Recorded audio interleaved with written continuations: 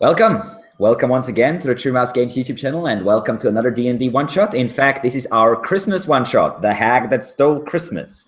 So, as some of you might know, my one-shots are usually on the darker side, very serious. This one's also on the darker side, as always, but it's maybe not quite as serious as some of the others, as you will see with some of our characters that we have in tonight's game.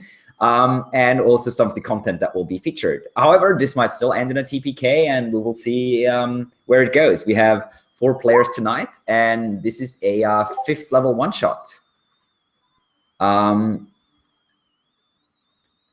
So, in this one-shot, the village of North Pole, yes, I know, has lost one of their most beloved citizens. In the middle of winter, the longest night approaching, a terrible hag, known only as Grandmother Grinja, has descended upon the village, and she has kidnapped, captured an old, most beloved man, one of the most beloved villagers, in fact, by the name of Grandfather Whitebeard. That is not his real name, of course, but that is what everyone calls him. He's a great storyteller and someone who creates many, many gifts with his own hands over the course of the year for the many children of the village. And he hands them out during the longest and darkest night of the year to bring some light and some laughter and some fun in this long, long winter night. Now, however, Grandfather Whitebeard is gone, and the hag has taunted the town and promised, when she took him 2 days ago, that she will eat his heart in the longest night of the year. And now the villagers are desperate. The children are devastated and crying every night, refusing to go to sleep.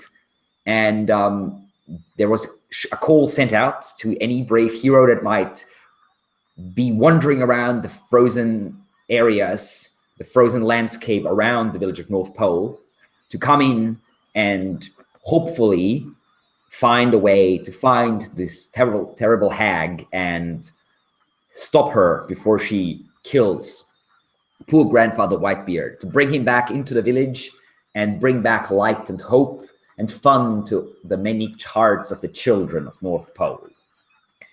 Now, as our adventure starts, our characters, some have just arrived in town, some have been in town for quite a while already, are sitting in the mayor's house, Mayor Gervin of North Pole, a tall, thin, old man, slightly hunched over.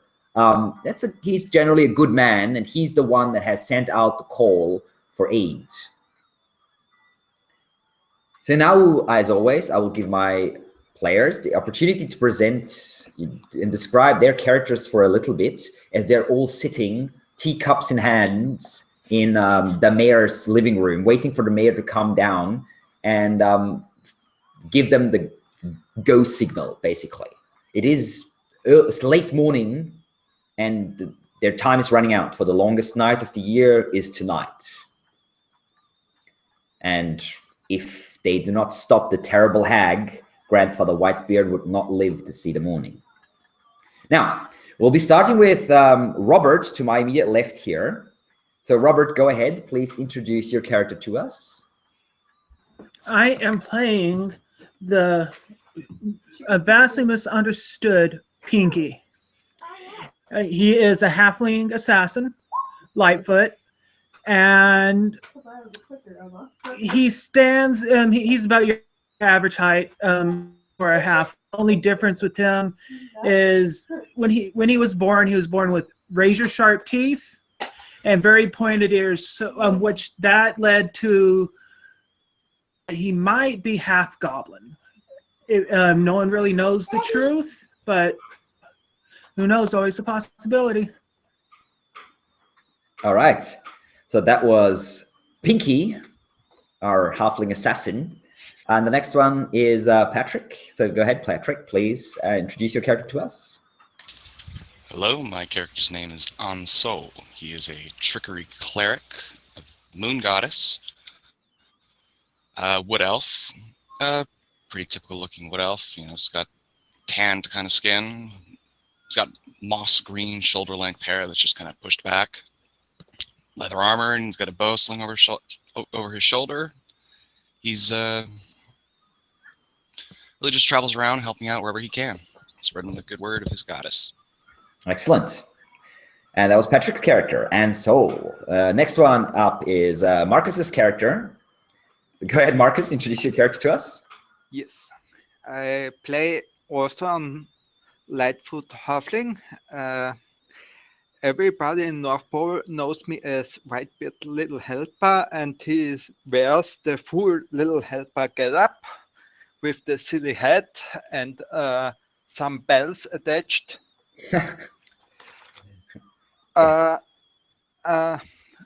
When you are looking, he is equipped with a very pointy-looking candy cane and some sharp lollipops. Okay. And yes, a small backpack, and there is a scent of spiced wine around him. All right, and that is the Little Helper. He's a rogue, by the way, if you haven't thought of it. No, I'm a trickster. Well, yes, you have bells attached to your clothing, so that's a slightly unusual rogue tonight. We'll see how that goes. And last but not least, we have Luke. So go ahead, Luke. Please introduce your character. Duran Ebonheart. He's a half-elf man. He's about 6'3", 220. He's a big dude. He's got splint mail armor on with some blue clothing underneath. He's got strong features. He's got long blonde hair and these bright blue eyes. And he's got the goatee beard combo pretty thick. He's sitting in the table. He's leaning back in his chair. He's got his foot up. And he's kind of twitchy, kind of looking around. Looks like he's excited, amped to go. And what is your class? Oh, he's a paladin of vengeance. Excellent. And that is our group for tonight. So let's see how this goes. As we jump straight into the game, as the door opens and Major Gervin comes in, carrying what looks to be a rather large brown bag, like a sack that he drops onto the ground. And he looks around and says, well, welcome. I thank you all for coming in this time of need. Is the tea is to your satisfaction? I pour some booze in my tea. Yes, of course, naturally. Well, Pinky and the Little Helper. I thank you, especially you. You don't need to do this, but I mean, you know, Grandfather Whitebeard better than most of us. It's good to see that he has such good friends, and you, my friends, you coming out. He looks to Dulran and Ansol. You coming out in from the cold. I thank you as well. I don't know if you've ever met Grandfather Whitebeard, but you risking your lives for someone you don't know or don't at all or don't know very well, at least, is quite heartwarming. I have to do this, unless I will get not paid if he dies. Well, I mean, I'm sure we could find some other job for you that's less dangerous than hag hunting. But I mean, it is. I'm up for it. Right. I'm glad to hear it. So what? Whenever you're ready, I mean, I don't know what I can do to help you. We don't. You probably already know the details of what happened. Yes. I don't. I just arrived when I heard about it. Well, right. I see. Well, 2 nights ago, this terrible hag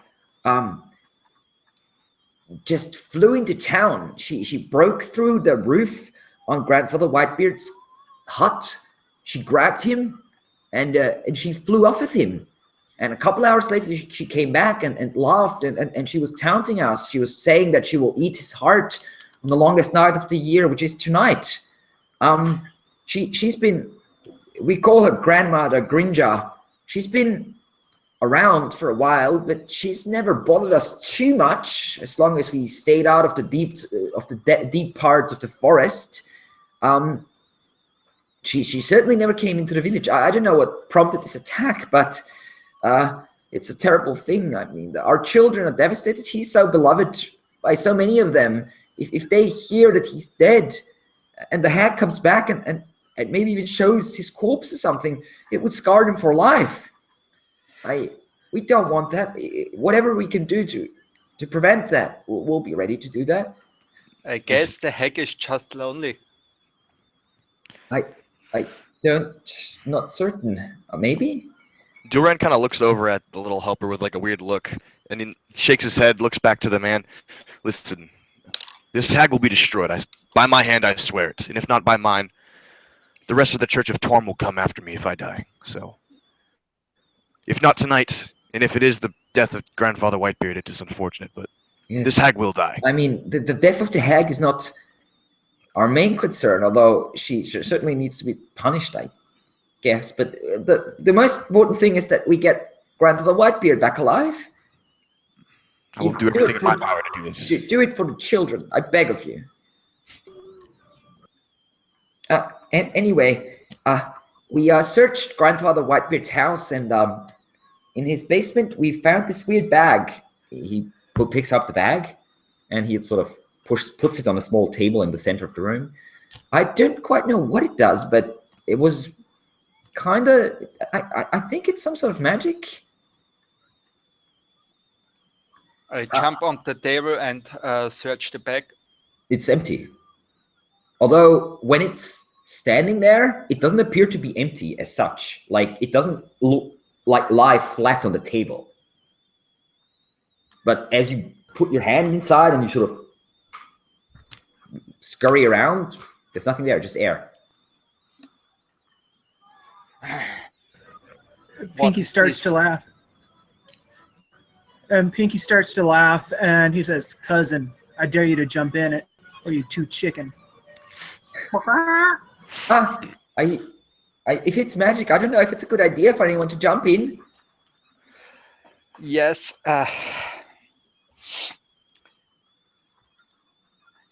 Is it his bag? You've seen the bag before. Yes, that's what I'm asking. You've never realized that it was magical. It was just a bag that Grandfather Whitebeard used to like carry around his the little gifts that he made for all the children, like the wooden toys and the little mechanisms that he crafted and all that sort of like pedal paintings he did and all that sort of stuff, and candy and like that. That's what he just stored them in there. You never. I mean, it was a bag. It's basically a bag. It doesn't look like anything special. So.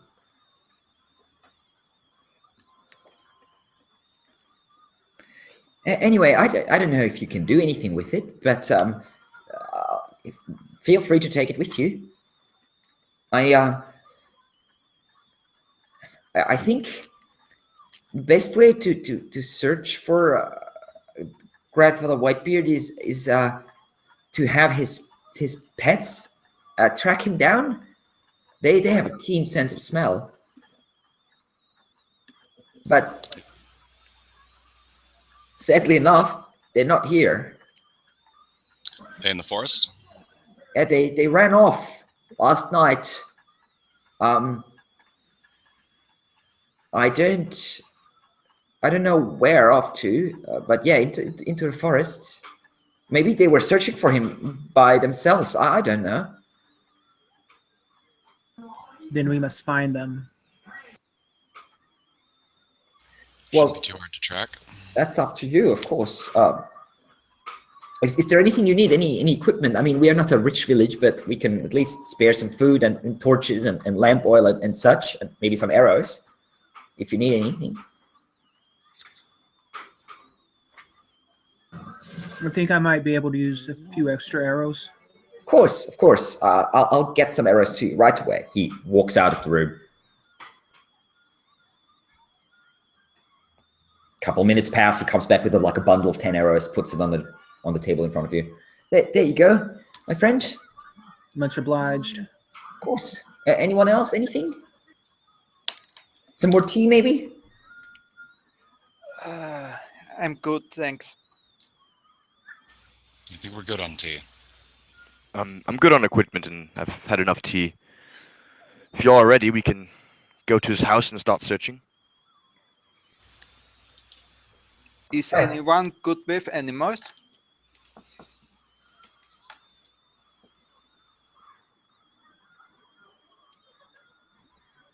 I'm assuming you're not including me in that question, are you? No. Or perhaps I if you are good.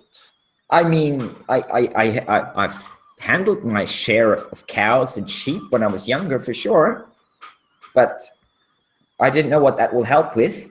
I'm honest with you guys. I don't know how to find this Rudolph. The reindeers, yes. The reindeers. Yes, they, as I said, that they ran off from their pasture. How long ago did they leave? Or last night sometime, I don't know. In the morning they were gone. The gate was just open, as if someone had opened it, or maybe they're smart enough to open it themselves. I don't know. Great. And this was last night. Yes, maybe a couple hours ago, maybe in late evening last night. I don't know. I'm not a tracker, really. If it was recent enough, there'd still be tracks on the ground we could follow, but I doubt we'd be that lucky. Here's hoping. All right, well, Let's go and look. if there's nothing else I can do for you, then the only thing I can do is wish you good luck and pray for your safe return and your, well, Grandfather Whitebeard safe return as well. May the gods go with you. You see Duran nods at that. Torm will be with us.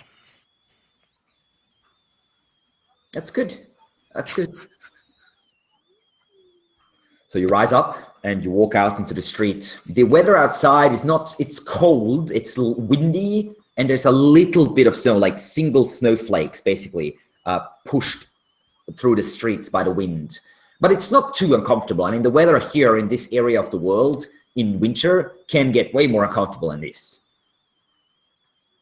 So it's a relatively okay weather for this time of the year, so to speak. And you're all, obviously, you have winter gear. So you have like fur cloaks and such to protect you from the cold. So what do you wish to do? Suppose we should head over to the pen where he kept his pets. Sure. Both Little Helper and Pinky know where that pan is. So they lead you through town, and you can see a lot of children like looking out at you through like window glasses, their little faces pressed against the glass, looking at you with big, hopeful eyes as you walk past, especially looking, well, mostly at Doran as he walks past, because he's the largest and most well-armed member. Duran, he waves and smiles at all the kids as they look at him. Yeah, a few sort of wave back, non-smiles, however. And yeah, you lead your way through the village and come to a small pasture, and you can see there's a large heap of straw under a small roof, and otherwise the pasture is just like a little bit of snow, a little bit of grass peeking through the snow here and there. And this is next to Grandfather Whitebeard's house. So you see a large hut with a thatch roof with a large hole inside of it. Snow, there's a little bit of snow like lazily falling in through the large hole into the house. And some parts of the roof are still frozen. Like you can see a layer of ice on some bits and pieces of the roof. So you stand before the pasture. The gate of the pasture is indeed open. Stands wide open. I'd like to look for tracks. Sure, give me a survival check. And Duran's going to look at the fence and see if it looks like it was forced open or actually opened. Looking at it, give me an investigation check.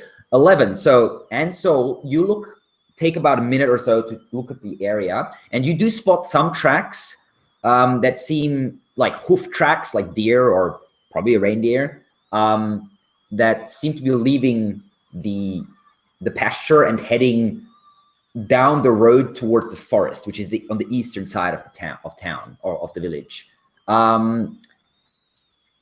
The tracks aren't very clear, so you can't really say how old they are. But yeah, you can follow them just barely.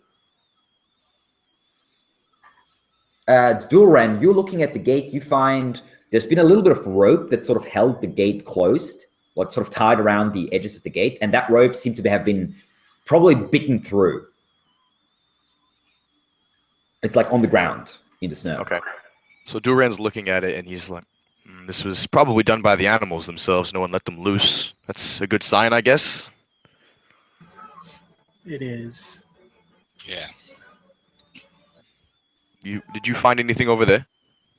Found tracks. They appear to be leading off the woods. Well, we have a I heading. can't tell how old they are. Duran kind of looks at them, looks at the tracks. Well, we should be search his house before we go. Maybe we might find something useful. All right. Did anyone take the bag, by the way? Duran would have took it if no one did. Okay. Then you have the bag. Grandfather Whitebeard's bag.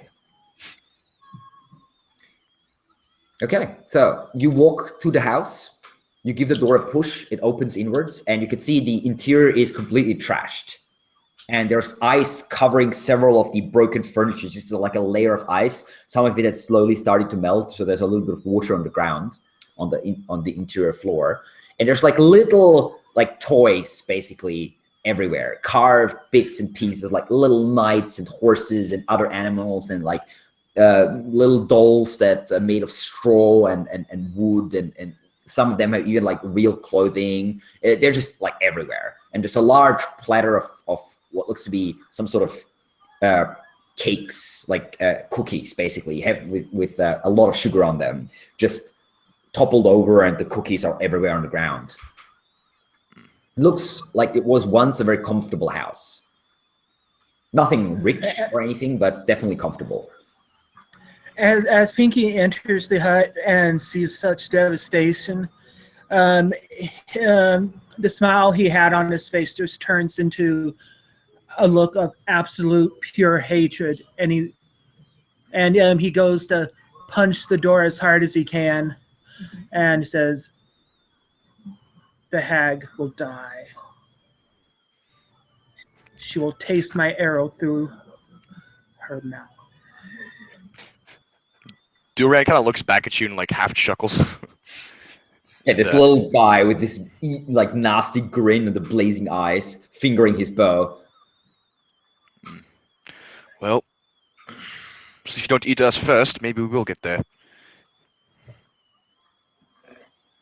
And Duran will start like investigating, kind of looking around, see if he could get any clues as to what happened in here. Okay, give me another investigation check. Okay, Pinky's looking around as well, but thoughts of killing the hag occupy his mind too much. He doesn't figure out anything. Wow, Duran is quite perceptive, actually.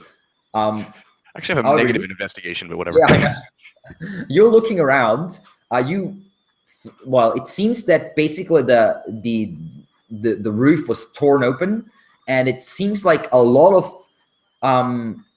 snow and ice has descended through the hole all at once, which is weird because there's not that much like snow and ice on the surrounding rooftops. I mean, there's certainly snow there, but this looks like a minor avalanche has all of a sudden burst into the house, so to speak. Then there was a brief struggle, and there's a few like scratch marks here and there. Furniture is toppled and such, and then nothing. I will look for his secret alcohol stash. Okay, you have heard of it, but you've never found it so far. So, but now that he's not here, you can maybe take a little bit more. That's intimidation. Yeah, that's not. You can't intimidate. Investigation, the same thing. Okay, so you can't find it. You spend a couple minutes while the others are looking for clues. You spend a couple minutes looking for it, and you're like, it must be somewhere here, but you can't find it. He must have hidden it quite well. Old Grandfather Whitebeard. Yes. He does like his booze, especially if kids are not close by. That's what gives him this nice, funny-looking red nose. Found anything? It appears that on the roof, I'm not sure if it was torn open or maybe blown open by some magic, but a lot of snow and ice came through all at once. I think this hag may use some sort of cold magic. I'm not too sure. Is Then I the say we should heat her up.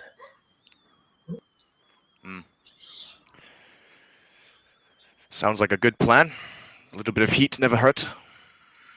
is the hole bashed open or burned? Looking at it from below, you can't really say from below, like see it properly from below. Someone would basically have to climb onto the roof to investigate it in more detail. Do a round of climb on the roof. Okay, that would be an athletics check, please. Okay. That one I have bonuses to. 8.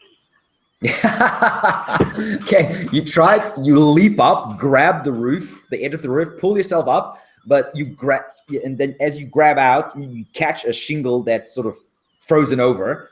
You slip and you and fall onto the ground. Come back up after like a couple seconds on the ground. The air just knocked out of your lungs. You're not really hurt because it's not that far of a fall. More embarrassed and a little dirty. Need a lift? Yes, would you like to lift me or should I lift you? I climb on the tall guy. Okay, I And give him, on I the give him a roof. boost. Okay, yeah, you easily lift him up. He's probably only like 60 pounds or something like that, or maybe a bit more. And yeah, put him on the roof basically. And he pulls himself up. And yeah, give me an investigation check with the little helper. You have no idea. It looks like a big jagged hole in the roof. No booze here.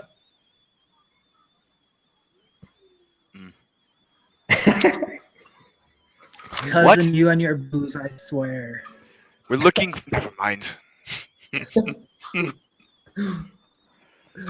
Okay. Well, a small idea comes over me. If we want to help the town a little bit before we leave, we could get these toys together and hand them out before we go. The kids all seemed very down.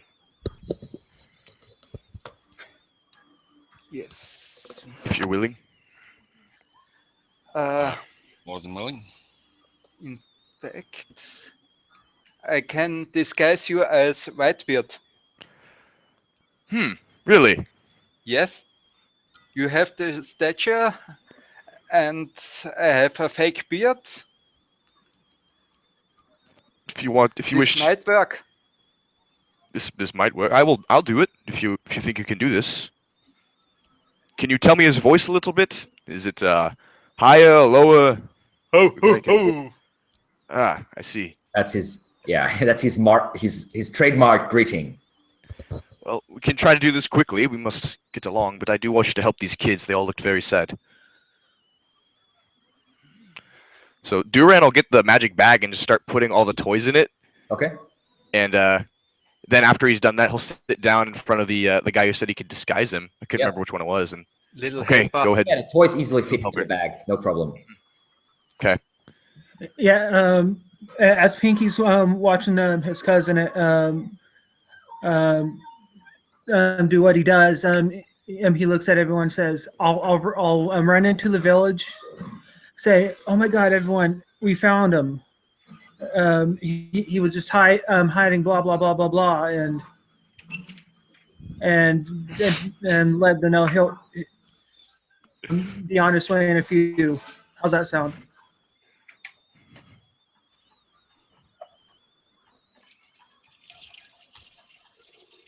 No reaction. Everyone's just staring at you. Well, I got a booger hanging out my nose.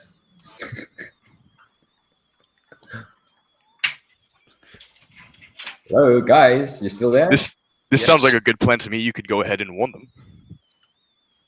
I'm just watching. I guess He we nods. need the real deal. Okay. So does he want? What does Pinky do now? He is going to run as fast as he can back to the village, like crazy backflips and all that crazy stuff. And once he gets into the town center, I'm assuming there's like a bell or something in the town center or something. Yeah, there is. There is actually. Yeah, there's like a little like announcement thing, just hanging on a pole. Okay. Yeah. What he'll do once he reaches the bell, he'll climb up and grab the rope on and start ringing it like crazy. Okay. Yeah, people sort of start looking out of the windows and like houses, and like a couple of the like adults like shouting out, "What's going on?" towards you. Grandfather Whitebeard's been found. What? And like people come out, and now all of a sudden children are pouring out of the different houses and like running towards you. And within minutes, there's a crowd of about 50 people or so. Half of that children gathered around you and like just bombarding you with questions. What do you mean he's been found? Where is he? Like, what happened to him? What's that? Where's the hag? Did you need a check for this, guys? So what are you using? Like a disguise kit? Yes. Yeah, I'd say Fake beard, some pillows to stuff him out, and yes. Okay, give me just a general dexterity check. Do you have a proficiency with disguise kit? Yes. Then you can add your proficiency modifier. So give me a dexterity check with your proficiency modifier added to it. Duran will help him, even though because he's sitting there right there. So yeah, okay. Yeah, it's a good disguise actually. You look, I mean, not perfect, of course. I mean, it's after all pillows and a fake beard, but at a quick glance, it might pass. He's also an elf and not a human, or half elf, I think. But still, better than nothing. Now, it's a good disguise in the short amount of time that you have for this. Anyway, what does Pinky say to all the questions fired at him? And he tells them that the old man was sly and had a secret hideout that took everyone a while to find. And okay, give me a deception check. Okay. Goody gun jumps. 19, yeah. You get everyone really fired up and they're like, is he coming over? And like all the children are like, yeah, he's safe. Thank the gods. And like, yay, we get some presents. And I want to hear the stories. And like just shouting all over. And he'll be here momentarily. My friends are helping him get ready to come down to the village. So give them a few minutes. Okay. So, they wait, just like talking to each other and nervously and like excitedly for whatever's happening at the moment, waiting. And then I'm assuming Duran or Grandfather Whitebeard is making his Grandfather Whitebeard turns to the little helper. All right, tell me whatever you can about him so I can try to do this as well as possible. Yes, I know the usual routine and tell him what he should do. Okay, so you have a good description of what Grandfather Whitebeard does. He gives you some of names of the like more prominent children in town and such, so you can tell them like name, talk to them by name and all that sort of stuff. Okay. And, and then you make your way over. What's Ansel doing while this is happening? He is standing at the front of Whitebeard's house, just watching this horrible idea unfold. Okay, so Little Helper and Duran, aka Grandfather Whitebeard, are making their way into the center of the village. And as the crowd sees you coming, they just rush towards you, and they're like wide smiles. And some of the children are like crying with happiness as they run up, and a couple of the children tackle your legs and start hugging you, like hugging your legs. And give me a general deception check to see how this is going to go. From who? Well, what do you think? Duran, of course. I help him. Yeah, you can. He has advantage on the deception because of the whole preparation that you have done. Yes, definitely. But we'll see how this goes. Actually, paladins should be decent at deception in some ways, I guess. because charisma. But we'll see. Oh, what the? Luke's in the call twice. Sorry about that. Oh, you're in there twice. That's cool. Oh, awkward. Okay, give me a deception check. Okay, sorry about that. That's fine. What's the old adage? 2 paladins are better than 1. With an advantage. Oh, with advantage? Let me roll. Yeah, because of all the disguise and the extra stuff. 22. Excellent. Wow, you pulled it off marvelously. You spent about half an hour just talking to children, like managing to find out their names on the side, and you actually convinced most of the village that, yeah, you're actually Grandfather Whitebeard, although it's a really hastily assembled disguise. But still, the children like, and the only problem is there's no toys and like gifts you can give them. They're not in the bag after I... It's coming out. Oh, man. Yeah, you look into the bag and the bag's empty. Okay, well, Duran has his own supply of some candies that he brought with him, so he gives out a candy to everyone. Sorry, I didn't have any toys, but here's a candy. Right. Yeah, that dampens the spirits a little bit, but still, it's a good success. Okay. It takes you about an hour or so to get detangled from the crowd that just like pats you on the shoulders and it tells you that how happy they are that you're actually back and nothing bad happened to you, and the children like crying and laughing and grinning and eating candy, and other people like bring out tea and coffee and hot chocolate and a couple more candy, and just you promise that you'll make more gifts soon and all that sort of stuff. Yeah, and when Duran, when he finishes with that and all the kids go away, he goes back up to the man that asked them to help, and he lets them know, hey, it wasn't actually... Yeah, which Mayor Gervin, who was like standing there super confused, like during the whole thing. He's just like looking around and like wasn't sure what was going on. As he walked like, I see. Oh, that was We just tried to keep their spirits up. I see. Right. Well, that's a noble endeavor.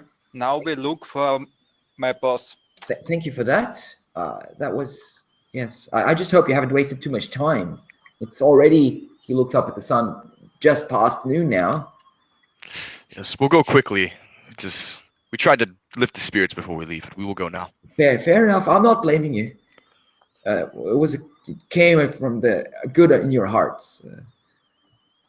Of course.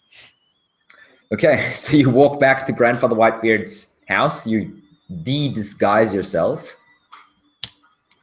You guise yourself, or whatever the opposite of disguise is, and step back out in your paladin equipment. Now the town seems much more cheerful. There's children running on the streets, playing and throwing snowballs at each other. Even the adults seem quite severely better.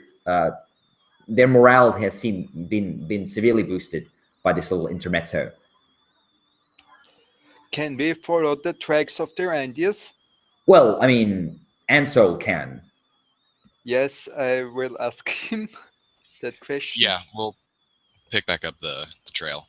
Okay. I think they might try to follow the Whitebeard. Okay, so you all follow the trails, Ansel up ahead, and the rest of you following him. And the trail leads sort of around half the village and then into the forest. And the forest is a fairly cold place. It is mostly quiet except for a little bit of rustling when branches move in the wind. A little bit of snow falls down the branches. There is wind blowing through. You can hear some crows, the only type of bird sounds you hear in the background. A few leaves that are still not covered by snow sort of fly past. A few bits and pieces of snow, a few single snowflakes. The reindeers are not sticking to any type of road or anything. They're just going straight through the brush, basically. Leaping over and running through bushes and such, and leaping over fallen trees. And you follow their trail for a good 2 hours or such. And then you come to a small stream that's frozen over. And then on the other side of the stream, you see, weirdly enough, of all things, you see a hut. All of a sudden, there's just this wooden hut in front of you, sort of longish, narrow building, fairly low, very simply made, with like a very simple roof made of branches and wood on the other side of the stream, maybe about 60 feet or so away from you, partially covered in snow. Is there someone in there? Is smoke rising from There is the no chimney. chimney? No chimney. No chimney. Is there light coming from the hut? No, there is no windows. Yeah. There is Duran- a door. And Duran is going to use his divine sense to try and see if he can detect Okay. anything in there. no, nothing is recorded. Nothing is recognized by your divine sense as any extraplanar being as such. Okay. On Soul would like to use his blessing of the trickster on himself to give himself advantage on stealth checks. Okay. Gonna Oh. stealth up to You the sure you can do that on yourself? Isn't that just for other people? one willing creature. Okay. Then. Oh, other than yourself. No, yeah. Yeah, I thought so. Yeah, I seem to have to remembered something. Yeah. All right. Well, Yeah, I'd still like to stealth up to the thing. Okay. yeah. Pinky will be doing the same thing as well. Wow. Yeah, go for it. Whoever wants to approach. Okay, Pinky is not particularly stealthy as he's like trip traps over the ice. The ice cracks a little under him, and he's like, jumps over, gives a little yelp as the ice nearly cracks under his weight.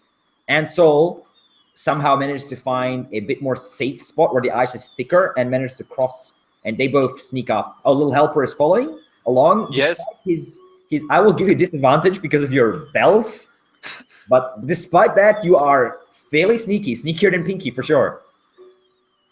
However, Ansol he's a wood elf. He's at home in the woods. He knows how to move, and he managed to get to the side of the building first. You all see as you approach, there is a door at the front that's sort of open, like half open, basically, and it seems to be dark inside. I will cast Mage Hand and try to open the door. How much weight can Mage Hand move? 10 pounds. Yeah, that's not going to be enough, I'm afraid. You can sort of rattle it a little, but you're not strong enough with Mage Hand to actually pull it open all the way. It just sort of creaks a little, and a little bit of snow that's settled on top of the open side of the door falls down onto the ground.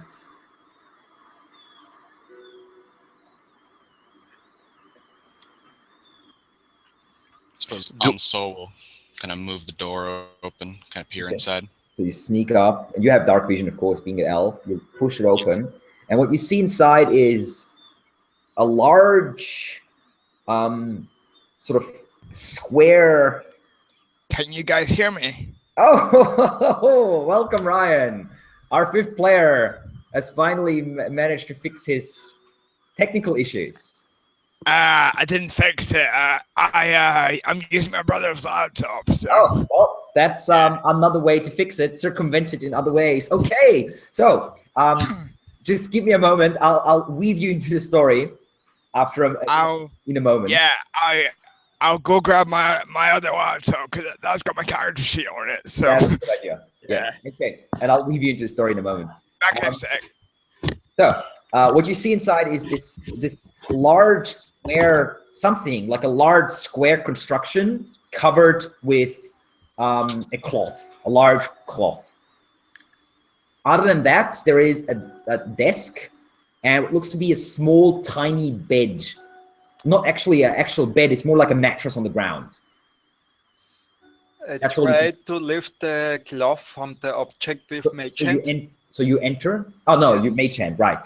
So you grab it and you lift it down, and the cloth falls and reveals a large sleigh, a sledge, basically. Pardon? A sledge. Yes. Yes. Red, and it's made of sturdy wood and has this reddish silver color. It looks quite impressive, in fact.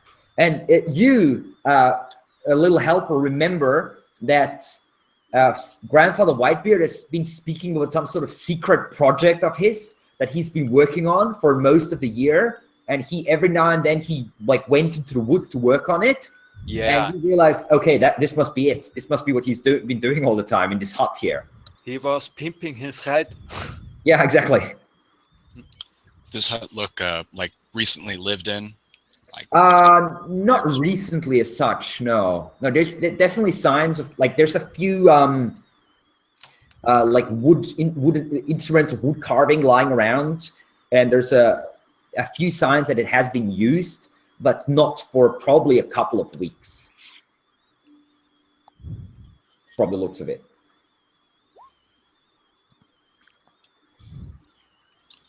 All right. There's not much in here besides the sleigh. No. You do see the reindeer tracks sort of all around the hut, but then seem to be moving away from it again. All right. See if I can't motion Derlin over to us. Okay. So you step out, you give a hand sign.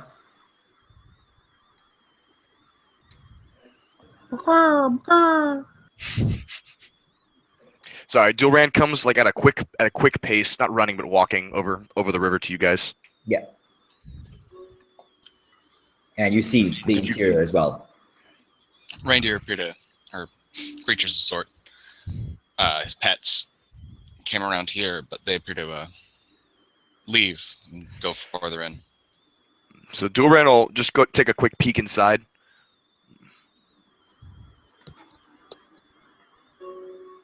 Oh. Should we search it, or should we just continue to follow the tracks? I look for booze. Give me an investigation check.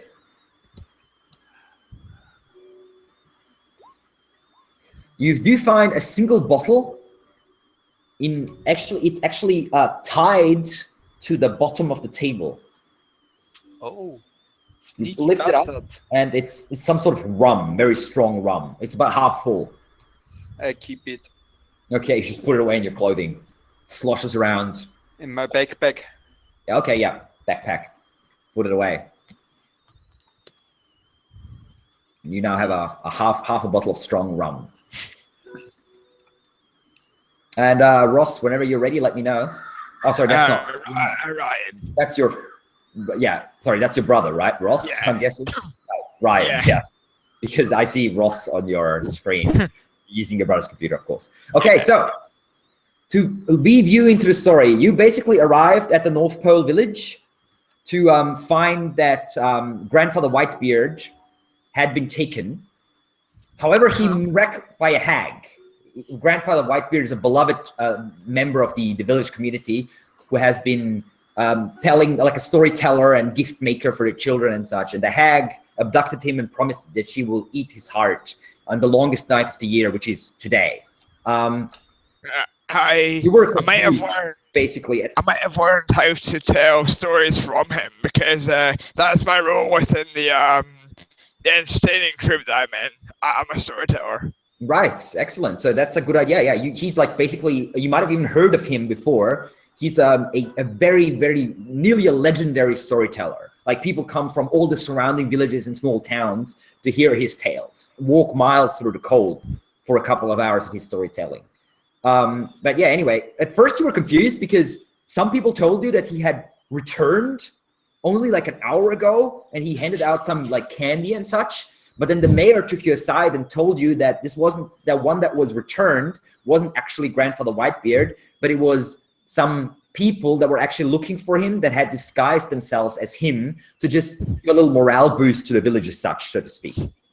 And he's the only one who knows the truth that Grandfather Whitebeard is still missing. And he points you in a direction, if you want to catch up with those people, that they've been following reindeer tracks into the forest. The reindeers are Father Whitebeard's pets, and the mayor seems to think that they might have gone looking for the Father Whitebeard, and the other heroes are basically following those tracks to find the reindeers and hopefully find Father Whitebeard as well, because no one really knows where the hag's lair is as such.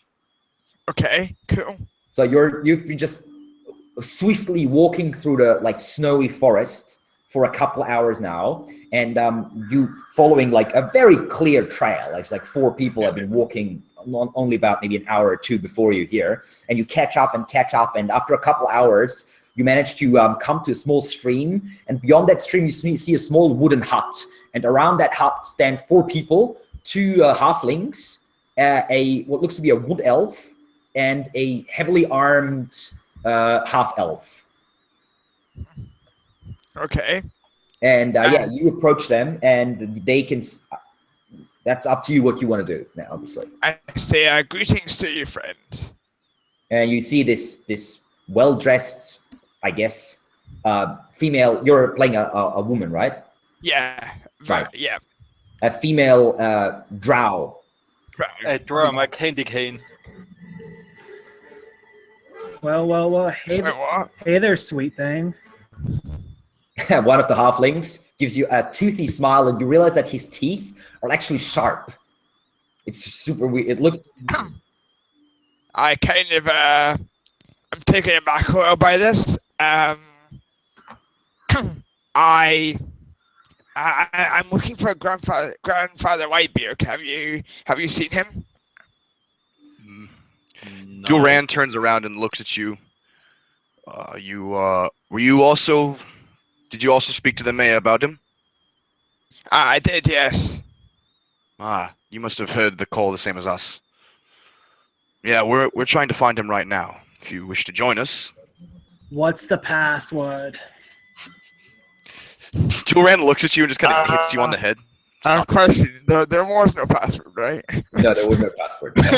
No. This cheeky little halfling is clearly messing with you. Yeah, and Duran gave him a swift hit on the head. Stop it. I say a long, complicated word in Elven to him. There's no password, friend. If you're here to help us, then yeah, we can use you. Cool. All right. So now that the group is finally together, let's jump back in, so to speak. So, what does the group wish to do from here? Reindeer tracks. Yes. Sorry? Ansel would like to continue following the reindeer tracks. Give me another survival check. We try to re-pick up the tracks. Ooh, I'm afraid Ansel has completely lost his tracks. He's like, there's tracks all over the place. But Pinky takes over with an amazing display of woodman's skill. He points and says, that way. All right, your lead. I'm so smart. The little sharp-toothed gnome takes the lead with his bow in hand and follows the tracks, sniffing at the ground occasionally. Better follow. On occasion, he'll get on his hands and knees and just lick the footprints. Be like, "Yep, it's them, all right." Nasty buggers. Yeah, and you also find some reindeer poo every now and then. Ooh, look, they left little raisins. How nice. Duran just kind of looks at you disgusted. Just... Ansel is trying not to look at you. Why are we following the reindeer tracks? Do we think that the hag took him away on one of his own reindeer? I think the reindeer trying to track him down, follow him. Reindeer's probably looking for Grandfather Whitebeard. Yeah, I think so too. The scent most likely. Okay, cool. Okay, so you follow the reindeer tracks further into the forest, and you realize very soon that the weather is getting worse. It's getting colder, it's getting windier, and the visibility is getting worse and worse. There might be some sort of snowstorm approaching.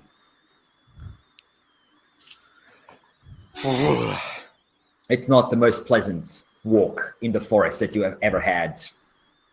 What do you know about this hag? Not Not much. She Just is that lonely. she needs to die. I'm fairly certain she uses cold magic. When we looked at Grandfather Whitebeard's house, there was an odd amount of snow and frost in one area. More than it would actually snow on its own. Do I know anything about them? Can I roll like a knowledge check or something? Arcana. You can roll me an Arcana check if you want. Hags are magical. All right. You might know something about them. Okay, I'm gonna use my wild magic surge to give me advantage on this. Sure. Why the hell not?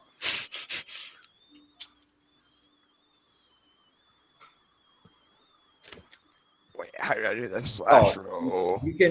You have to roll type /R, then Yeah. space, and then whatever you want to do, like 1d20 or 2d20 or whatever. There's also a little bar on the left side you can use. All right, 18. So okay, so you don't have no bonus to Arcana, just 18. Yeah. Okay. I have no bonus to Arcana. Okay, so you have heard of there's different types of hags. Like there's some that are live in swamps. There's some that live in the ocean or like close to water masses of water. And you've also heard that some of the most dangerous hags are sort of winter hags, that they connected to cold places and use ice magic.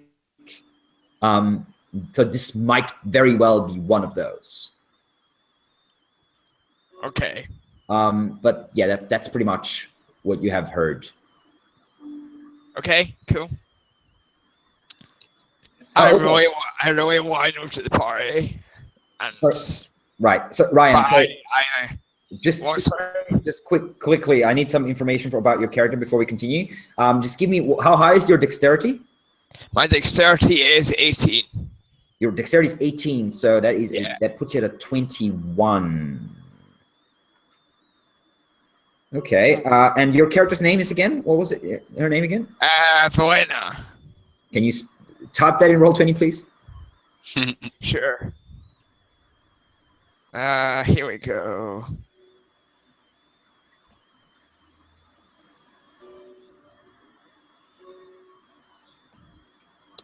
Valena, okay.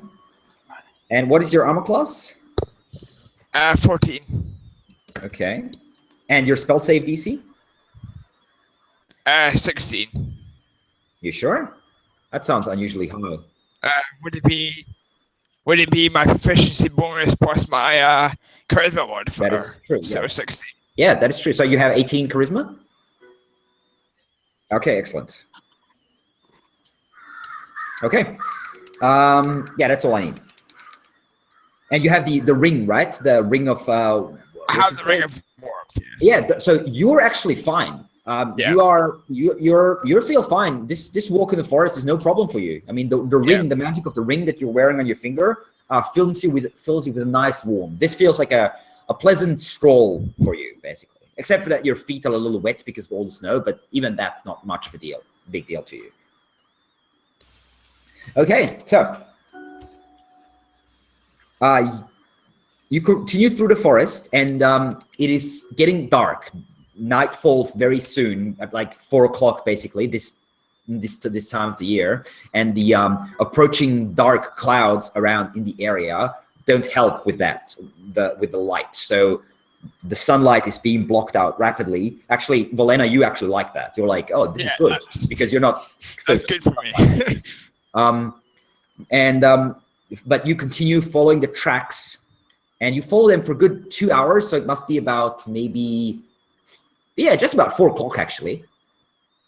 So sort of like around 4 o'clock in the afternoon. So it is now dusk basically, but it's now already nearly dark due to the heavy clouds that have gathered overhead.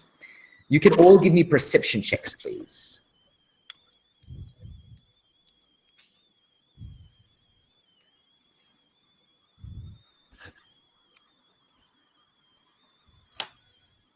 Okay, so Little Helper is the only one who seems to be noticing. No, Valena and Little Helper, you both hear what sounds like wolves howling not very far away from you. Oh, it would be 15 actually. I've got -1 wisdom. So. Oh wow, okay. So, yeah, still 15 is good enough. So you both hear it. Little Helper, you hear it a little stronger than the rest. Valena, you catch like a little bit of it, like a whiff of some sort of wolves howling up ahead and barking. Oh, wolves are hungry. Do you think they could be harassing the animals? Could be. What Maybe. happened. Can we press on or? Yeah. Well, let's, you can if you want to. Although Is the- I have to say that, sorry, Pinky and Little Helper, you don't have dark vision, right? No. So you're starting to struggle, especially because Pinky is being the one following the trail at the moment. I have to use a torch if someone doesn't hinder me. Okay, so you just burst up the torch, holding it in your hand now, helping Pinky. So what do you want to do? Duran, do you want me to go check ahead to see if that is actually wolves? If is it in the direction of the tracks? Definitely coming. Well, now that you've all stopped and are listening and focused on it, you can hear it. It's clearly coming from the direction you're going. Yeah. Okay. Duran will ask if you guys want him to check ahead first. Yes, and I'll go with you. Okay. So Duran will pick up actually like a jogging pace to try and head towards there. Okay. So Duran and Sol just jog ahead. The rest of the group, do you want to continue following or do you stay stationary behind? I think we should continue following. Okay, so you just walk in a normal pace, basically. Yeah. Okay. Duran and Ansol, you push your way through the forest, break through a couple of bushes, and then leap out onto a clearing with a little hill on top. And you can see on top of that clearing with your dark vision, you can see a group of what looks to be reindeers. They're sort of standing in a circle, their heads facing outwards, and bent down using their antlers or whatever you call it with reindeers as like weapons. And you can see there seems to be about 8 or so reindeers, and there is at least about a dozen or so wolves circling the reindeers, like on the bottom of the hill, just snarling at them and. Duran sees and picks up to like a sprint. Too bad you can't fly. How far away are they? From you at the moment, maybe about 50 feet. Okay. Duran takes up at like a sprint towards them and Okay. draws his sword as he does it, screaming. Okay. I'm going to loose an arrow at them. Okay. The wolves. Give me an attack roll and you give me an intimidation roll. Can I roll perception? See if is this too far ahead that we're not going to hear this happening? Yeah, you hear it happening, but you're about maybe 150 or so feet behind. Okay, 19 on intimidation and a 26 on the longbow. Okay, so your damage was... So roll me another d8, and Sol, please. Yes. For the crit, because you actually rolled a critical hit on one of the wolves that you hit. So that is 11 damage in total. So you just take aim at one of the wolves. Your arrow flies through the air and hits the wolf. As he turns around, hearing Duran's cry, hits the wolf straight in the eye, enters his skull, and the wolf just goes and falls dead instantly. And Duran just uses this moment to be like, shout and swing his blade, and the wolves scatter before you instantly. Just like for half a second, they look at you, and then they just run off in all directions into the forest. If I can catch one and hit it, I will, but probably not. They're wolves. But we'll see. They're way faster than you. Before you get there, you're like swinging at them, but they're not close enough to get to actually get hit. They just run away in all directions. So then Duran just runs up, and once the wolves scatter, he kind of calms down a little bit and just kind of like stops in front of the reindeer. Okay. So there's 8 reindeer that you can count. Brownish, not that large animals, but large enough. For reindeers, these are actually quite prime examples of reindeers, nearly as big as horses, in fact. And you can see they're wearing what looks to be some sort of like a blanket that is sort of tied to their backs with like greenish red and silver. That reminds you of the colors of the sledge that you've seen. Do any of the reindeer appear to be wounded? No, not really. I mean, there's a couple like small scraps and like cuts here and there, but nothing severe. This is probably just what they got when they were running through the forest. The wolves hadn't taken a full-on attack yet, for the looks of it. And the reindeer are now all looking at you, or the two of you, in fact. Duran will try to walk up to it and just kind of like put his hand on their face. Takes his gauntlet off so it's not metal and just kind of pats him a little bit. You could just hear it as the reindeer sort of sniffs your hand, blowing out through its nostrils. And they all look at you with this weirdly intelligent gaze, sort of looking in between you and Soul. Okay. Well, Duran will pull out the Grandfather Whitebeard's bag and just kind of hold it up to them, see if they'd recognize it or anything like that. One of them pushes up and actually buries his face in the bag and comes out and is chewing something. It's a feed bag. Huh. And you see it seems to have like straw or something in its mouth, eating it at the moment. Duran puts his head in the bag. There's nothing in there. Empty. Have the other three caught up to us? Yeah, now the rest of the group is approaching in the distance. You can see the reindeer standing there. There you are. Yeah, as Pinky sees the reindeer, he lets out a few short whistles to so the reindeer know that he's on his way. Yeah, their ears twitch, and a couple of them look up in your direction. Hello, buddy. Yeah, one of them, Wow. a reindeer named Dasher, steps up and nuzzles you across the face. Good old Dasher. I assume these are the ones we're looking for. They are. Well, Can we see if we can get them to continue heading off in the direction that they were? One of them that has like a small scar on the head looks at you as you say that and pushes up closer and sort of starts nuzzling you with its snout. This one's called Blitzen, but only Pinky and Little Helper know that.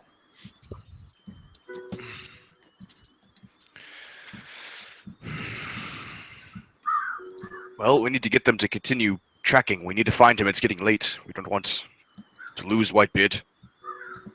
One of the reindeers, not the one that's chewing another one, steps up to you and sort of turns halfway around. So it's like when you're standing here, it walks up and then turns like this and then hits you with like its side slightly. Duran, getting very curious now, kind of walks up to it and then like points in the direction it's looking. And it sort of looks at you and then looks sort of towards its back. He wants to mount that you mount him. I guess Duran will try to get on top of the animal. Okay, so you get onto Donner. Don't get any bright ideas, you. Ugh. And the reindeer shakes and then does a few weird sounds. And the other reindeers start looking at the rest of you and sort of nuzzling. I get on a reindeer. Blitzen that's in front of me. Okay, so you start climbing onto the backs of these reindeer, or 5 of them at least. And the other 3 start running ahead.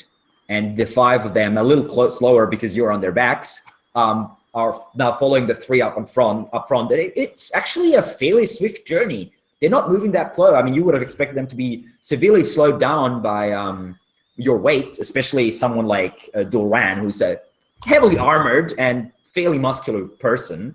But yeah, they don't seem to have much of a trouble with that. And they're not extremely muscular or anything, but they seem surprisingly strong. Yeah, as they're riding along on the reindeer, just for the heck of it, Pinky yells out, "Now Dasher, no Dancer, no Prancer and Vixen, on Commandant Cupid, Donner, and Blitzen." Right, exactly. They run, and you know their names well, of course. Duran will brandish his sword as they run. And you run through the darkness now toward. Reindeer will hang on for dear life because she's not used to riding a reindeer. Yeah, you're like, oh shit, what's going on here? And, as the snowy forest just flies past you on both sides, the reindeers are running. They seem to be seeing fine in the darkness, or at least being able to somehow orient themselves. Every now and then you see the three reindeer up ahead, like they're back, sort of appearing, and then you drop back a little bit and catch up a little bit again. And this goes for a good hour or so. And then the reindeer come to an abrupt halt. I fall off. What's the area? Ground. Like, And the reindeer. It's a graceful fall because I've got high decks. But it's. But still, that's fine. You stumble. You don't like face plant onto the ground. You stumble off and catch yourself and land, and then shake yourself off sort of a little bit. Duran falls off, but he uses his arms to push himself up. Just right. Just You lands. just right. I just like a muscle it. Yeah. Yeah, I just muscle it. Right. one soldier dismounts. And Pinky starts laughing, and he over at his cousin. Hey, cuz, let's show these tall folk how it's really done. And he stands up on the back of the reindeer, and does a triple backflip off. Give me an acrobatics check. Yeah, it's not quite a triple backflip, but it's a lot like a leap with a flip and an elegant landing. Yeah, you get one backflip in. Sort of, yeah, like a half a backflip. I climb down normal, but I cast prestidigitation and make it sparkly. Okay, well, there's a few sparkles from the ground where a little helper lands elegantly. Well, leaps off. And looking around now, you can see, I mean, you don't see much because it's dark and it has started snowing quite severely recently. And there's a lot of wind picking up around you. But however, what you do see is there seems to be some sort of hill rising up in front of you where the reindeer have stopped. This hill is free of trees. You have exited the forest for now. I can't see much in this darkness. That is true. You only see like the shape of your companions around you and a couple reindeers. I asked the two elves, what do your elf eyes perceive?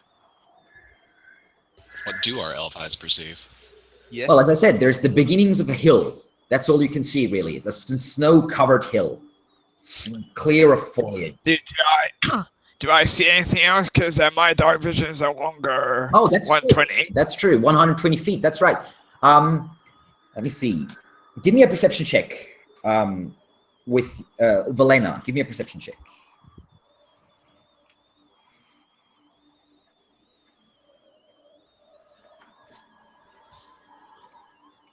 Nope. Okay. You only see the start of the hill. Cool. That's hell. Suppose I start making my way to the hill. Okay. I asked the reindeers like someone would talk to a dog. Is there our boss? Show us. Show me. Duran will take his sword out. I don't think they want to come on this, and he'll just start going up the hill. If he sees a path, he'll follow it, but he'll just start going through the snow. No, there's no path. You have to push your way through the snow. The snow's about knee deep here. Okay. It's quite deep.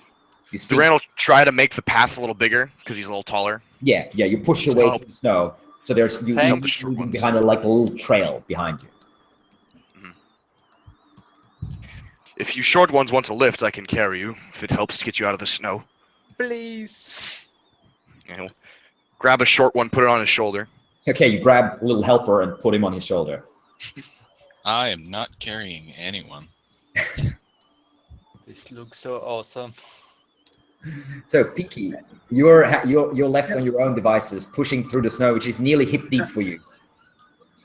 Yeah. What Pinky's going to do as he is able to catch up to one of the tall folk, he's going to attempt to climb up as quick as he can. Okay, are you climbing Ansol or are you climbing Valina?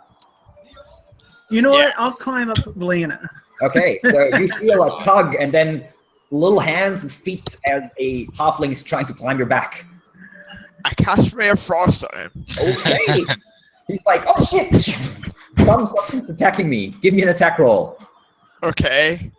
You have disadvantage because he's in melee, and it's a ranged attack.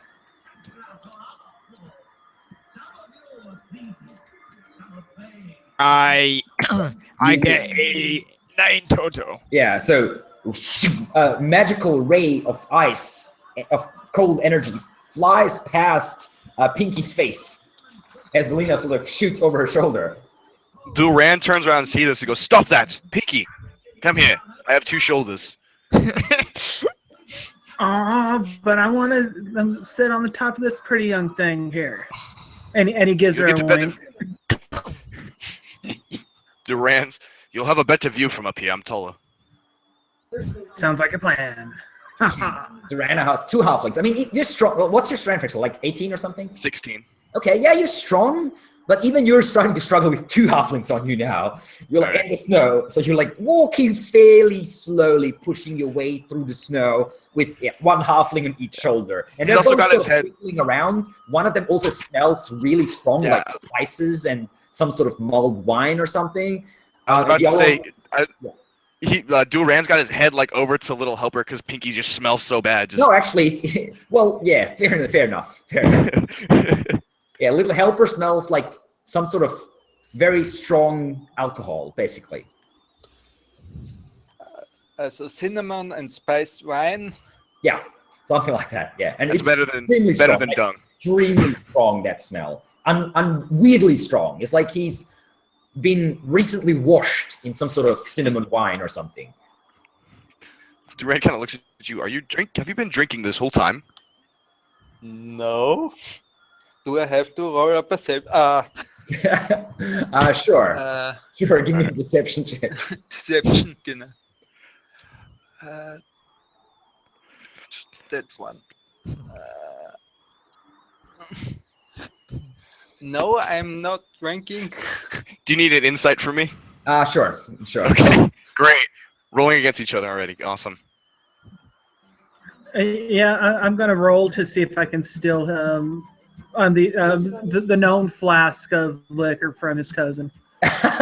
Okay, so you see, Duran, you see a Little Helper saying no, he hasn't been drinking, putting away a flask at the same time. As this flask is being put away into like an inner pocket, Pinky's hand shoots out, and with a gentle touch, he lifts the flask and puts it in his own pocket without anyone else noticing that. Duran just kind of looks at both of them. If you try to rob me, I will kill you.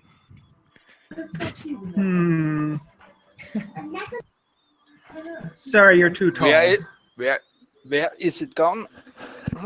While this is happening, and Sol, the only one who's sort of focused on the whole thing, on the mission, so to speak, is spot something up ahead, maybe about 30 or 40 feet away from you. There is what looks to be a cave entrance, sort of midway up the hill, a rather large cave entrance.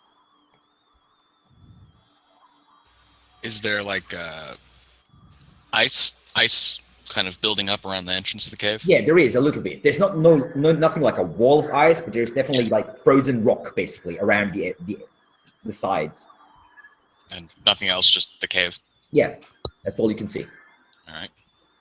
Make our way over there. Okay, so you're the only one who seems to have noticed it so far. The other ones are busy looking at each other and bickering, basically, and yeah, I'm gonna feeling point it each out other's booze and such. I'm gonna point it out to them. Like there's a cave right over there. Duran looks in the direction, points. Yeah, you see it now as well, just on the edge of your dark vision, sort of. I'm going Do you to wanna take go a there? guess that that's where she is. I don't know. Nothing else over here, so. Well, Duran will, with doubled effort now, try to huff his way up to the cave entrance. Okay. As you approach the cave entrance, you hear a voice all of a sudden calling out from the darkness of the cave entrance. The voice says, "Who goes there?" Duran casts magic weapon and at the same time shouts out, "Duran of Tom." So does that include light by any chance? Let me see. I didn't read it. The magic weapon? No. Oh, is that No, it's a just- spell? Oh, you're casting magic weapon. Yeah. Right. I thought it was the. Oh, you don't have that. You're a vengeance paladin. That's right. It's not. Yeah. You're I channeling- still have a torchlight. Yeah, I know. You know. I know. It doesn't do any. Actually, just for flavor's sake, let's see if some divine light comes off of it. Yeah, like a brief flash, and Like a brief flash. as a little helper holds out the torchlight sort of enters the entrance of the cave, and you can see two figures growing out of the shadows. They're larger than any of you, sort of ogre size, basically. And the light glitters and on them and sparkles through and finds its way through them. It looks like these figures are made of ice, entirely made of blocks of ice that are sort of weirdly connected into vague humanoid shapes. They're different from each other. One of them is slightly larger and seems to have 3 arms, 2 normal ones, and one that's sort of sticking out of its chest. The other one has only 2 arms, but his face is chiseled in more detail, and he actually has like an actual face. The other one just has like a flat piece of ice. His face has a little bit of a mouth, like the beginnings of a nose and the single large eye chiseled out of the ice. And that's the one who seems to be speaking. You can see his mouth sort of vaguely forming words.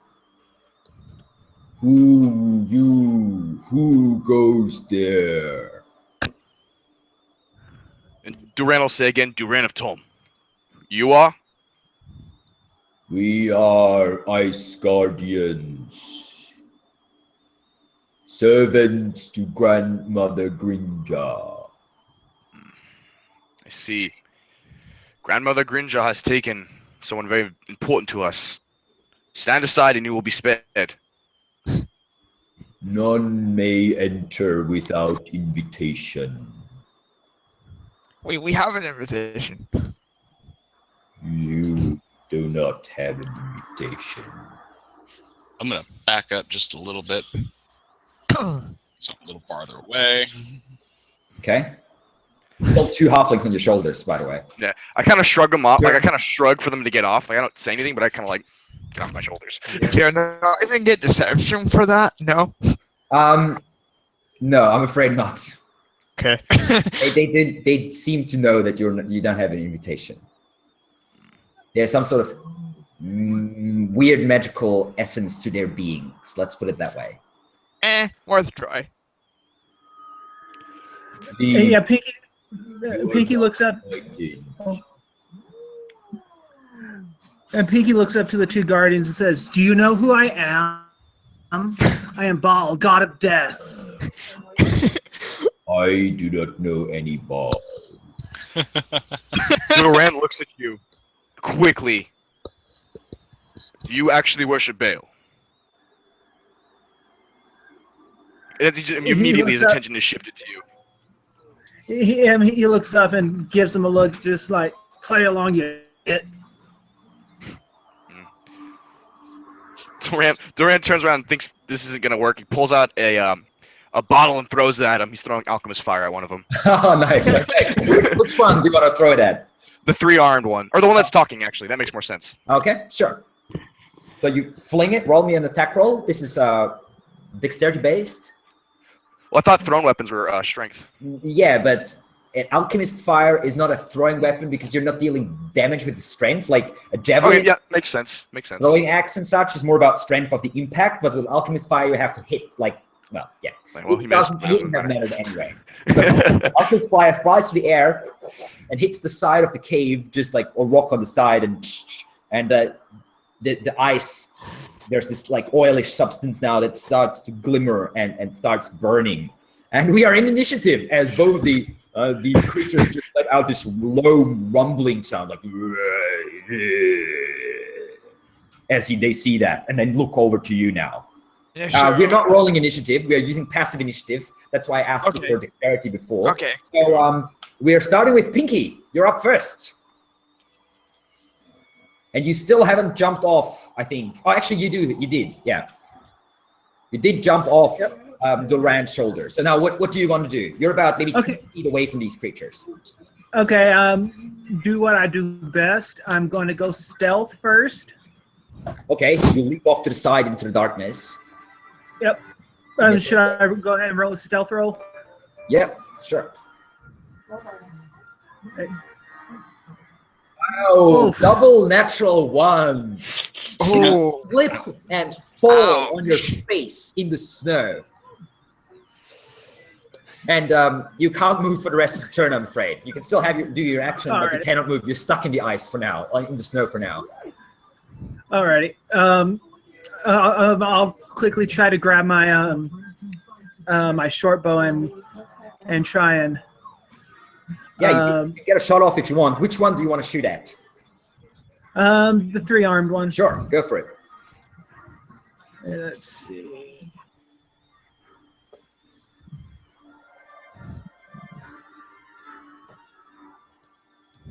You shoot, but the arrow just ping, bounces off the ice without leaving more than just like a tiny little crack. And I believe that was your turn. Little Helper is up next. I try to throw the bottle of rum directly above them, hitting the fire. I hope ceiling. the bottle Right. shatters and the alcohol catches fire. Oh, you're trying to hit the alchemist fire, right? Yes. But the alchemist fire isn't that close to them. It's about maybe Also, 6 or 7 feet off. Oh. Yeah, he had a pretty bad roll. Doran did. I throw it anyways. Sure. Yeah, so you just throw the bottle at the fire. That will at least give you more light. So give me an dexterity-based ranged attack. Meh, not really. You're like, something within you doesn't want to let go of this bottle. So it's like you throw it, but it's not a very good throw. It just flies like 3 or 4 feet and then shatters on the snow in front of you. Oh, it doesn't actually it shatter. hits them. Yeah, it doesn't even shatter. No, it just lands in the snow. It's just the bottle is there. Then I grab my crossbow and that is it for this turn. Get out your crossbow from your back and like load a bolt. And that was Freed's turn. Ansol, you're up next. Oh, sorry, no, Velena. Velena, you're up next. I would like to cast Witch Bolt at the one at one of Which them. one? The one on the right. The 3-armed one, which is slightly bigger, or the smaller one with the one eye? The bigger one. Okay, The Witch 3-armed Bolt. one. There we go. That's a spell attack, I believe. At first? Yep. Go for it.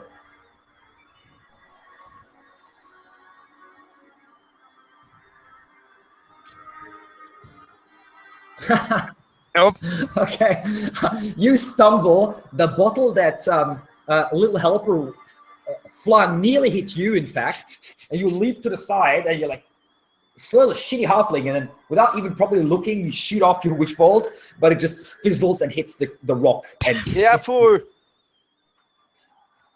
you nearly step on the bottle as well. Now, Ansol's turn.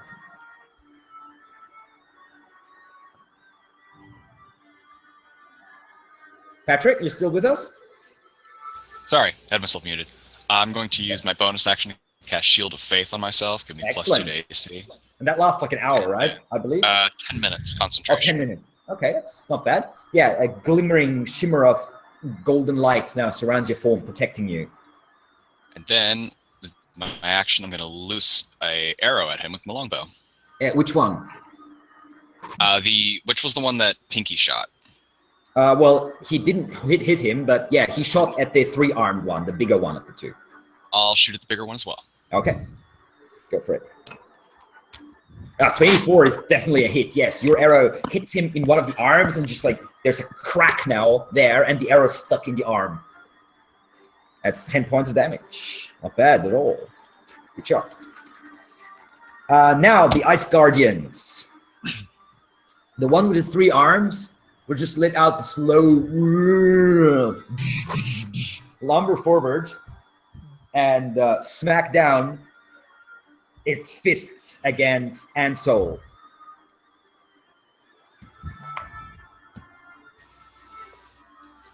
And you manage to duck the first one, but the second one takes you and hits you in the shoulder. Ouch. And you realize that these creatures are not that weak. You take 5 points of bludgeoning damage, and you also take 3 points of cold damage. And the creature's fist hits you, and there's like a little bit of ice left behind on your armor, where the hand has touched you, or the fist has touched you. The other creature, focuses its gaze on Doran, and you feel cold seeping into you as there's a blue sparkle of some sort of magic coming from its eye. Give me a Constitution saving throw.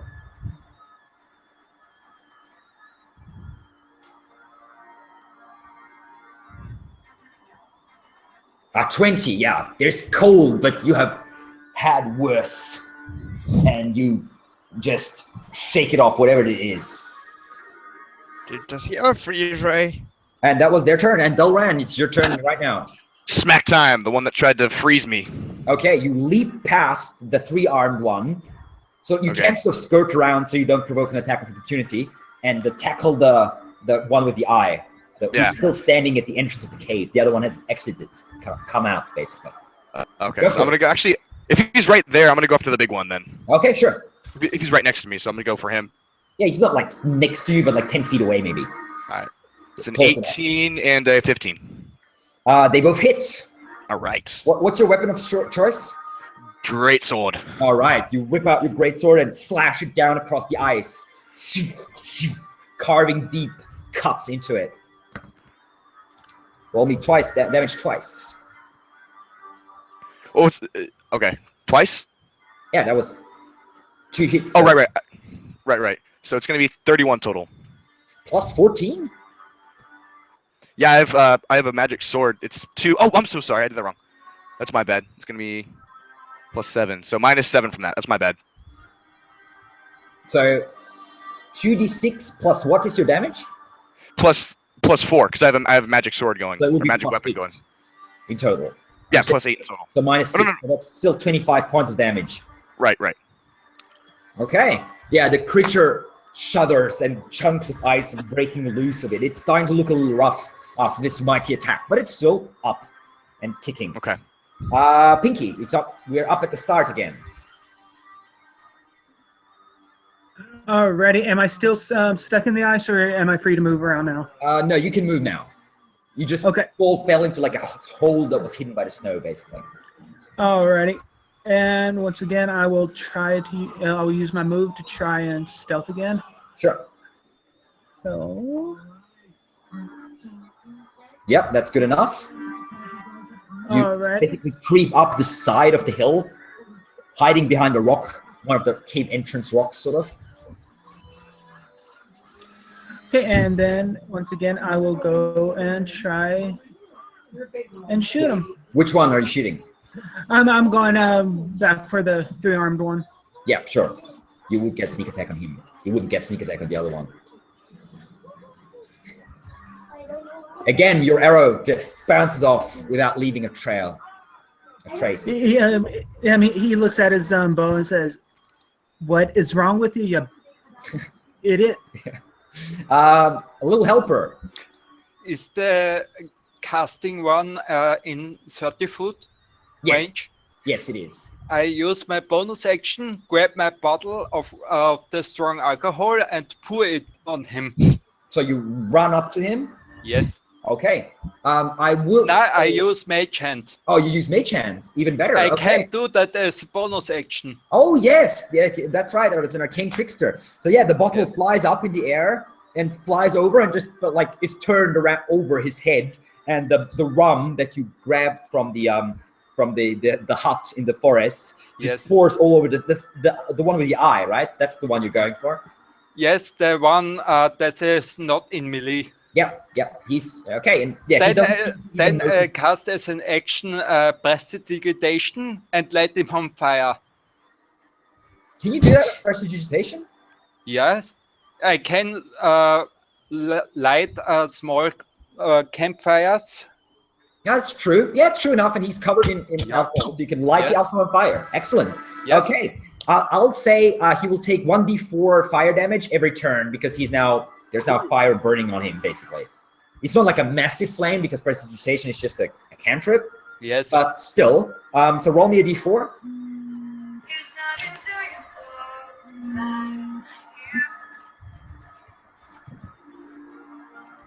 One. Okay. You do realize these creatures do not like fire, though, as it starts burning, sort of starts shuddering. And that is your turn? I guess so. Or do I have an action? No, you have. That was your action. Prestidigitation is an Okay. action, wasn't it? That was it. My Yep. bonus action was that mage hand, Yeah, exactly. and my action is also I Exactly. move a little back. Okay, you can do that. Valena, your turn. You now have I'm gonna cast. this three-armed creature is about 10 feet to your left, fighting Ansol and Doran, and the other one is about 25 feet in front of you in the cave entrance. Right, I'm gonna back away 30 feet because I don't want them getting in melee with me, Sure. and then I'm gonna cast a firebolt at whichever one's on fire. That's the one with the eye, the one standing at the cave entrance. Go for it. Yeah, I'm gonna cast firebolt. Go for it.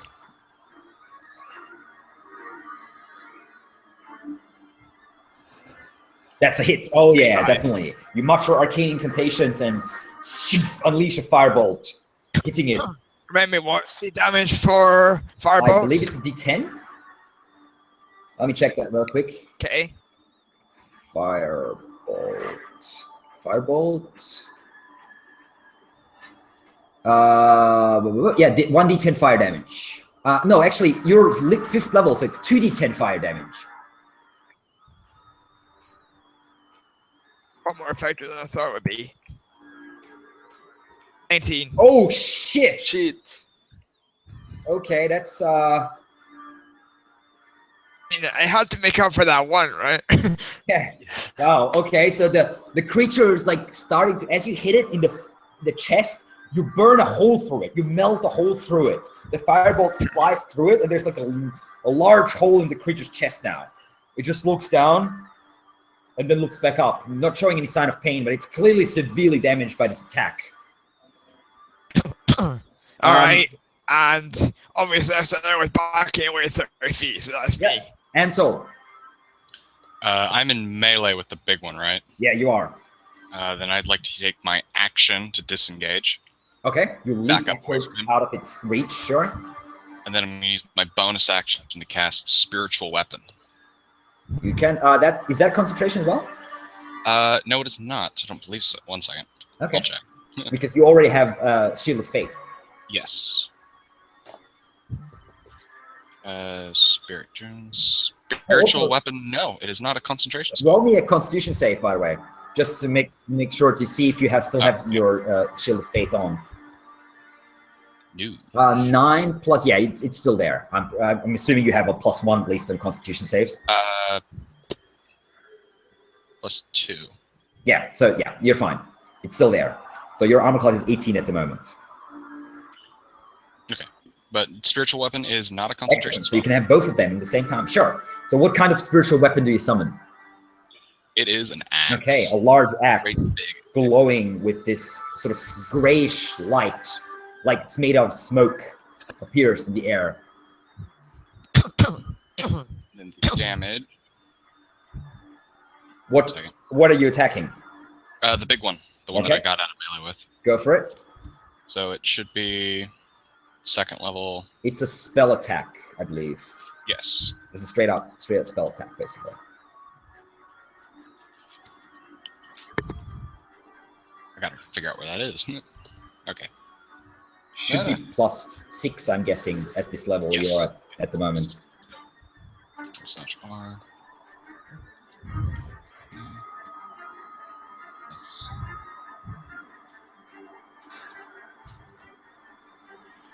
14 is a hit, yeah. Barely, but still. And then 1d8 on damage. Yep. I don't believe I add my wisdom modifier to this. If it doesn't say so specifically, no. So the axe cuts through the ice, leaving behind another cut. This one is starting to look quite damaged as well. Not as badly damaged as the other one, though. Now the Ice Guardian's turn. The one of the Ice Guardians, he will unleash one attack against... Oh, actually, no, he can't. He has to focus both his attacks against Doran because Ansel has stepped out of reach. So he will just smack down all three of his arms. Massive ice clubs. Try to pummel the paladin into the ground. One hits, one misses. So that you parry the first one with your greatsword, but the second one swings and hits you in the leg, low, coming down low. The third arm, you haven't realized that what kind of possibilities this opens to it, basically. Oh, you take 10 points of bludgeoning damage and 2 points of cold damage as this massive smack hits you in the leg. The other Ice Guardian will step forward, still burning, and will now look at Little Helper. Its eye glazing with its blue light again. Give me a Constitution saving throw, Little Helper, please.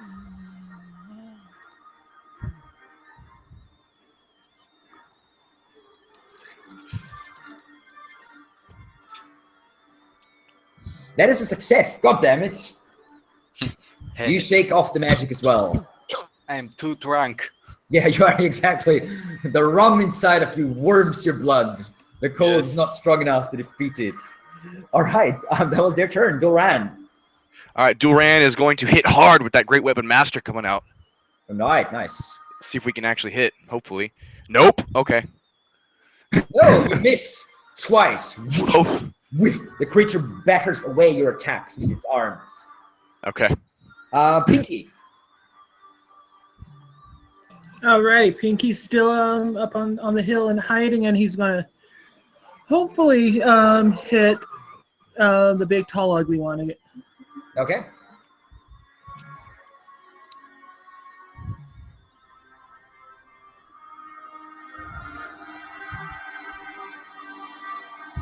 You pull back. Yes, finally. You pull back your arrow. Maybe the stern talking to your bow did help a little. You pull back your arrow.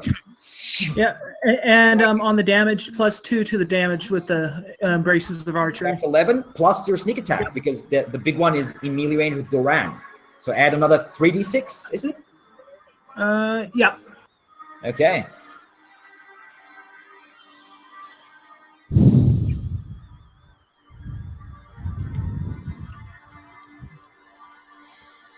Nine, so that's 11, that's 17 points. As your arrow strikes the back of its neck, there's all of a sudden like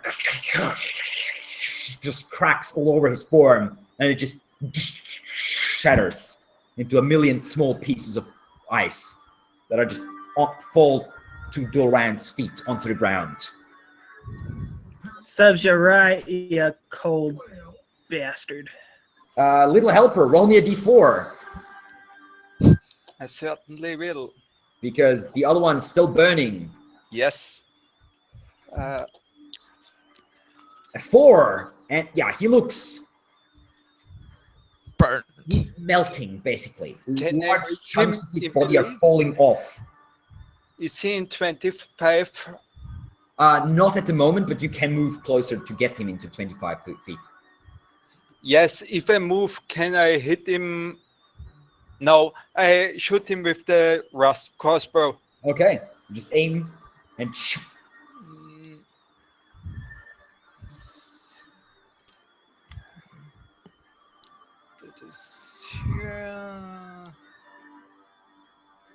And that's a hit. And you hit him straight in the face, and his face just and shatters where the crossbow hit. And he also falls apart. Yeah. And with that, silence settles once more. Well, except for the wind, of course. Duran will immediately look around. Anyone hurt? Nope. Nope.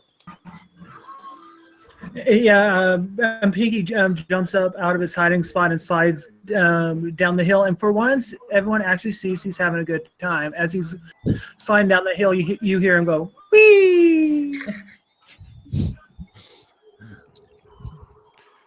Anyone? Want some help? No. I'm good, Colin. I'm good. I should be All right. fine. Duran will... And go ahead. No, go ahead. It's easy. Pinky was just gonna reach into his clothing, pull out little helper's flask, and take a few swigs. I see that. Yeah, sure. I cast prestidigitation and it tastes like pee. Okay, so Pinky, the first 2 gulps are like Like- nice, and then the taste shifts dramatically, and while it's still sort of familiar, it's not very nice anymore. It's like, ooh, this tastes like my ex-wife. I think this is my flask. Someone's drinking a health potion. Is he? Right. Doran just while there's a little bit of pee drinking going on. Doran drinks something that tastes a little better than pee, not much, but it has much stronger effect. Yes. As he regenerates 7 health points after chugging the healing potion. Pinky tosses the flask back to little helper. Like and yeah. Ugh. You could have asked. When have you known me to ask, cousin? When have you known me to That ask? is true.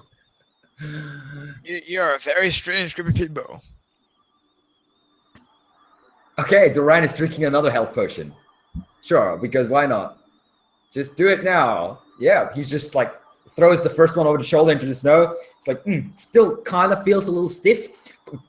Drinking the second one down. Yeah, as all this is going on, everyone sees Pinky grab his bow and a weird-looking arrow with some type of fabric on it. I wouldn't drink too many of those. Your head might explode. And he shoots the wall, the entrance of the cave. As the arrow sticks, the piece of fabric rolls down, and there's a dark hand with a candy cane, a sharpened candy cane on it, and on the bottom it says, "We know." Okay. And with that, as the cave entrance looms before you, and the confrontation with the hag is drawing closer, we'll have a short break because I need to go to the bathroom. And we'll be back in a couple minutes and continue onward and finish this adventure. See you all soon.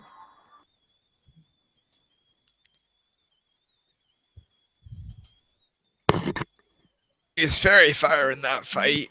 We're going to need that later, I think. Doesn't all fairy fire do just outline the enemy so we can see them in darkness or something like that? It'll basically outline everything in the area in white. It'll mean we have advantage against them, and it'll also reveal invisible creatures. Oh, that was going to be useful against the hag. Yeah. If you give me advantage, I'll start using Great Weapon Master, and that's plus 10 damage. So. Yeah, well, I can only use it once per day. It's a dry racial thing. Then save it for the hag. Yeah, that was my thinking. I was trying to. I only used 1 spell, so that was good. So I still have all the rest of my spells. Although that's the one the DM's gonna make my wild magic surge go off on.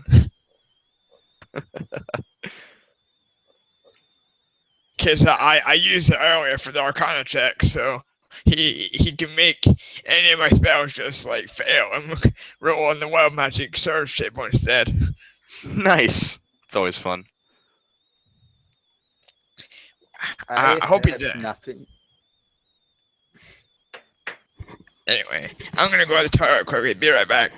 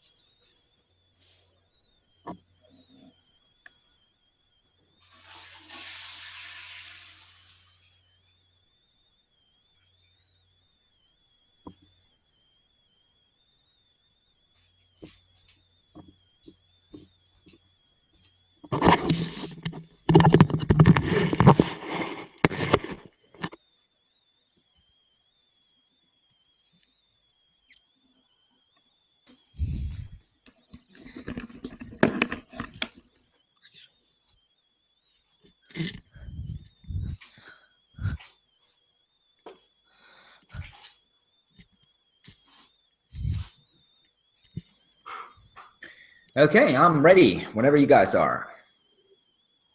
As am I.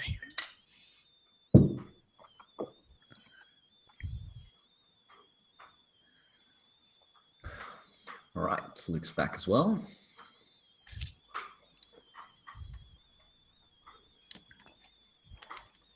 Hoping to hit with that Great Whitman Master at some point. Yeah, well, it's always a gamble. Yeah. I'm still here. All right, so we're missing Patrick and Marcus, I believe. I'm sure they'll be back soon.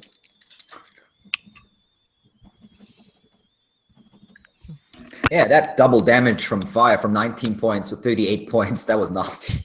That was a nasty cantrip with 38 points of damage. For a fireball, that was only 19 damage. Yeah, but they have vulnerability to fire, so they take double. Oh. So that was Okay. 38 points of damage, which is pretty good for a cantrip. Yeah. Too bad you can't make Must- my cantrip blow up on me. Yeah, that must have been the most value that I had ever seen from a firebolt. Well, I thought it might be useful, so. Definitely. And this year would have been an interesting campaign for an Infernal Vessel. True, yeah, I guess. Although it would maybe be a bit too serious for an Infernal Vessel. I mean, the Infernal Vessel would be a bit of a too serious character, I guess, for a sort of a more of a slightly comedic. I think. I haven't taken fireball, so I've only got firebolt. Okay, There well, we go. That's good. Oh, there's Luke again twice. I took, That was a great time. That was a great time for that to happen, actually, because if it happened in the middle of the game, it'd be more annoying. Yeah. So. That is true. I took water walk instead because I thought it'd be cool to actually just walk on snow. That is true. That's actually, yeah, you're right. That probably works in snow as well. Yeah. Yeah. Okay, so Yeah. everyone back? Marcus, you here? Yes. Okay, Patrick. Yep. Excellent. Let's continue. So, the cave entrance looms before you. The guardians are scattered in 1,000 little pieces of ice. There's still a little bit of Still light burning. from the alchemy fire that burns into the ice. Oh, I should probably say my arcane focus is a fist-sized D20 Okay, I see. because I'm a wild mage. So Dodecahedron, yeah. yeah. Excellent. So, how long does the weapon last? Ansel's, what's it called? The whatever spiritual. Weapon? Yeah, how long? Spiritual weapon, That's it all. only lasts for a minute. Okay, so that will be gone, but your Shield of Faith is still up. It's only been like a minute or two since the fight ended. As you Alright. catch And up. my magic weapon is still up. That's an hour also. So Yeah. Okay, so what do you want to do? Press on. Push into the cave. All right. We keep You going. you descend. Keep an eye out. Make sure we don't walk into anything. Anyone has a light source? I still have a torch. Okay. I can cast light. I can cast dancing lights and let them like go ahead of us or something. Sure, you can do that. Yeah. So Yep, that sounds good. you focus. There's what kind of color do you want to make them? They're orange, kind of like torches. Okay. If there's anything ahead of us that might see it, I want them to think they are torches and then jump on the lights instead. All right. Not a bad idea. Yeah. So the two. How far ahead do you want to push them in? What's the range on that again? Hang on. I think it's like 60 feet or even more. I don't know. Well, I'll put them ahead. I'll let them go ahead 60 feet, and I can probably see. I can probably see a little bit beyond that because I've got 120. The range on your vision is impaired by objects though, and this is a cave and the tunnel in front of you seems to be completely covered in ice. It's fairly slippery, and the light of the dancing lights bounces off the icy surfaces. It creates this weirdly beautiful effect of oranges and red dancing through the cave and across the icy surfaces. The cave tunnel seems to be curling downwards, moving down into the darkness underground. I have my mage hand carried torch. Okay. And ready my crossbow again. Okay. Who's going first? The tunnel is wide enough for about two of you to walk next to each other. Duran will be up front if he can. Yeah, sure. Anso will be right behind Duran. Okay. So you're the second row. And Pinky is going to try and stealth through. Well, I mean, there's not much hiding spot as such. Halflings can hide behind a larger Oh, that creature. is true. That is true. Yeah, you can hide behind your companions. That is true. Yeah, then give me a stealth check. 20. Nice. Not bad. You're hidden well behind the group, basically. So you're pulling up the rear, just like a shadow following. So we have Duran up first, and then behind him stands Ansol. Anyone behind, like next to Ansol? Yes, I go. Okay, so Little Helper and Ansol are second row, and then we have Valina in the third row by herself, and then the fourth row, so to speak, is Pinky, hanging back a couple feet and using the bigger bodies of the elves in front of them. Lost Ryan. Oh, we have lost Ryan, indeed. Okay. Let's hope he can come back. Otherwise, the drow runs off into the darkness. This cavern reminds her too much of the Underdark, and she's filled with longing and decides to go home. Homesickness. Or something. Anyway, so you descend down, and you realize very soon that the ground... Oh, there we go. Ryan is back. Excellent. Can you hear us? Oh, we can't hear you if you're talking. At least I can't. Hello? Oh, there we go. There it is. Yeah. So, Duran, you realize very soon that Actually, give me a perception check to see how quickly you actually realize it. Hello? Yeah, we can hear you. So, you realize the ground is... Yeah, we can hear you. Hello. You can't hear us? Hello? Hello. Konnichiwa.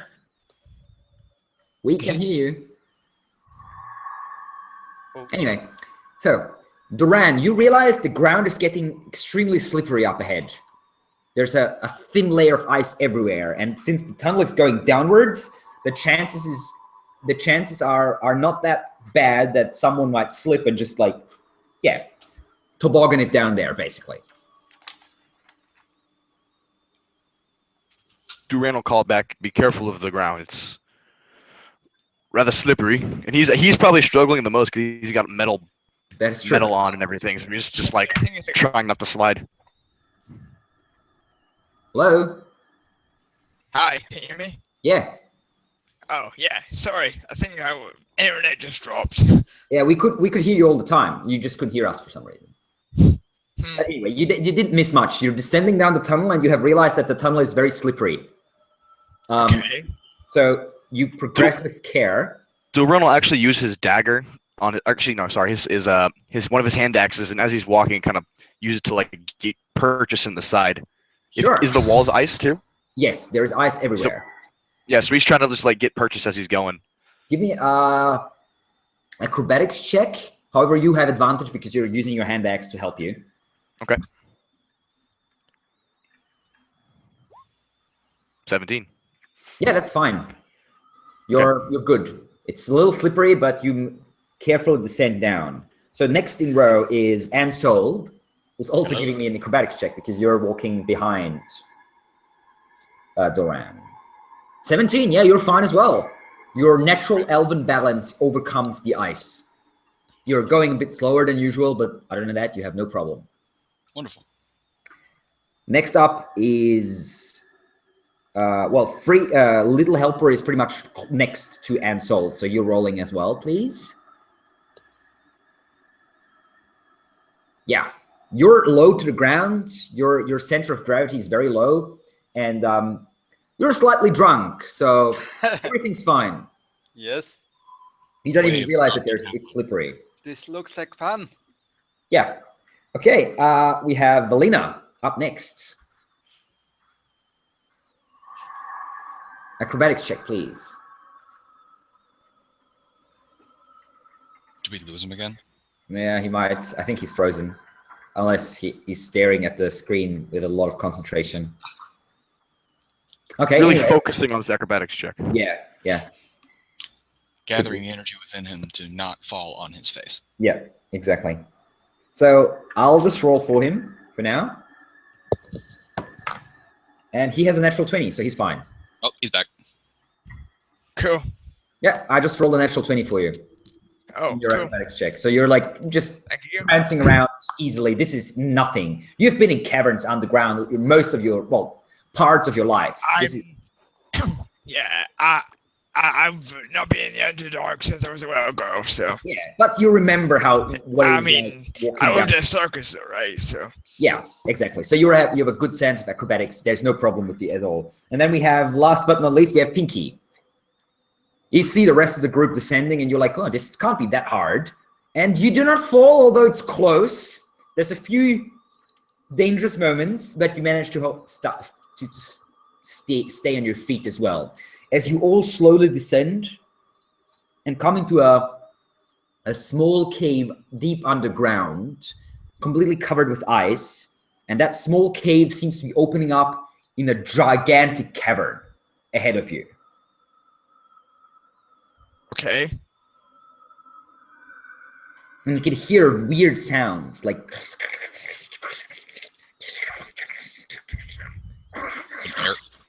Is it just like an open area, or is it like a descending cavern? no, it seems to be a massive open cavern. It's not descending as far as you can tell.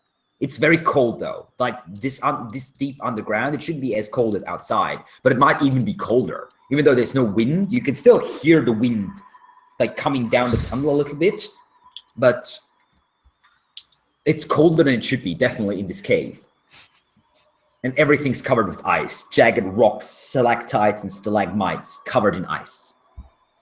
And looking ahead in this large cavern, there seems to be a little bit of fog, like sort of on the ground, sort of ground fog. Patches of it slightly moving around, reflecting the light of the dancing lights that are in the air. Duran will look back to everyone. I think this is it. Be ready. And he puts his hand back away. Now that it's like opening up, and he draws his sword. Okay. And as you advance, you see what waits in front of you is an underground lake, completely frozen over. The lake is fairly big. It must be about, several hundred feet in all directions. And from the center of it, through the ice itself, grows a frozen tree, as like the one you can see in the picture of Roll20. Cool. It's like icicles sticking to the branches. It's a large tree, about maybe 60 feet high and nearly as wide. With just branches everywhere. It seems to be growing straight out of the frozen lake, pushing its way through the ice. Its bottom layers, the roots and such, are frozen as well and completely covered in ice. So there must be like a small island or something in the center of the lake where this tree is growing. Do we see the source of the noises? No, actually. You just hear them like echoing around the cavern.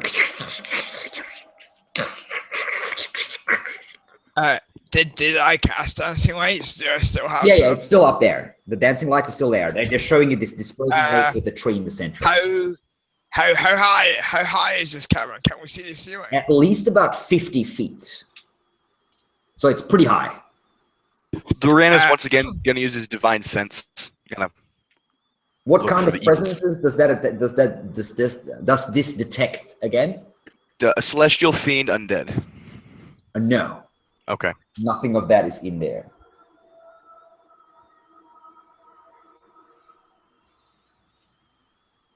You wanna- So So we just see the cavern and the tree. We don't see much anything else. That's pretty much it. Yeah, there's not much else to see. It's a lake, a frozen lake. It's flat. It's empty. Yeah. Can I make an Arcana check on this tree? Certainly, sure.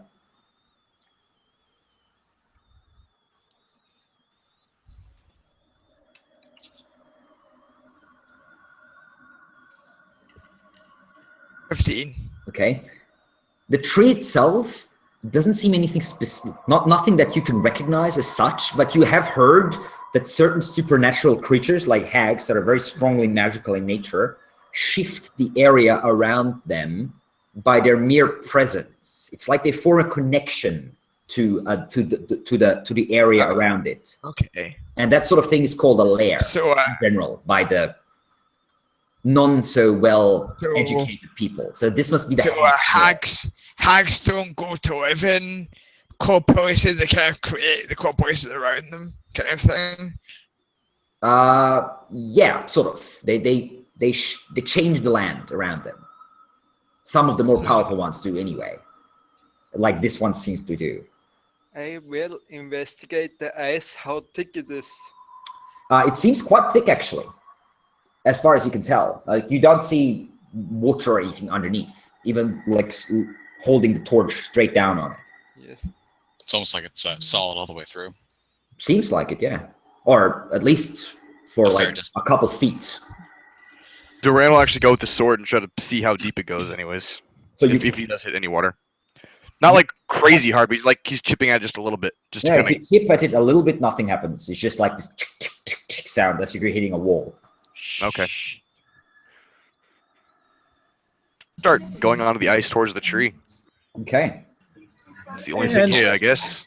And Pinky finally comes out of hiding and yells out, "Hag, I know you're here. Show yourself, or are you afraid?" Oh, there goes the stealth.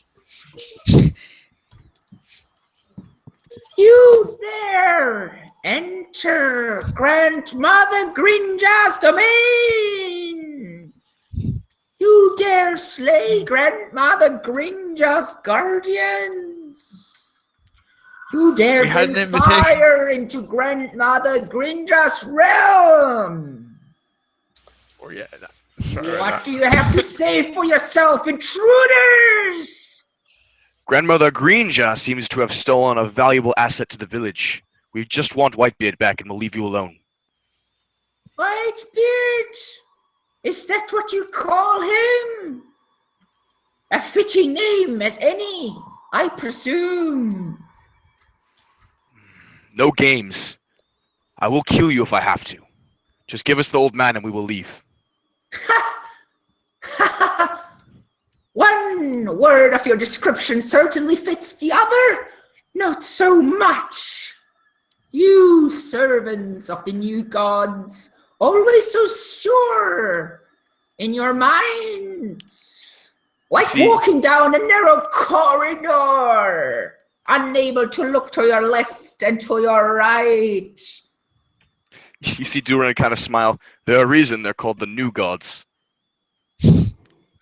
Old ones are outdated, are they not?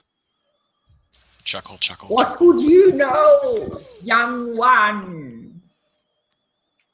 Grandfather More than you. Whitebeard has seen the world change, not for the better. I hush the paladin. Can we come over to Then- tea? I have some nice wine for you. You Everyone. kidnap one that has done nothing but good for the village, and you presume to call us evil. I do not call you evil, but rude and Oh, no, foolish. that is an apt description. You're definitely rude. You come for Shelijar? I will show you Shelijar.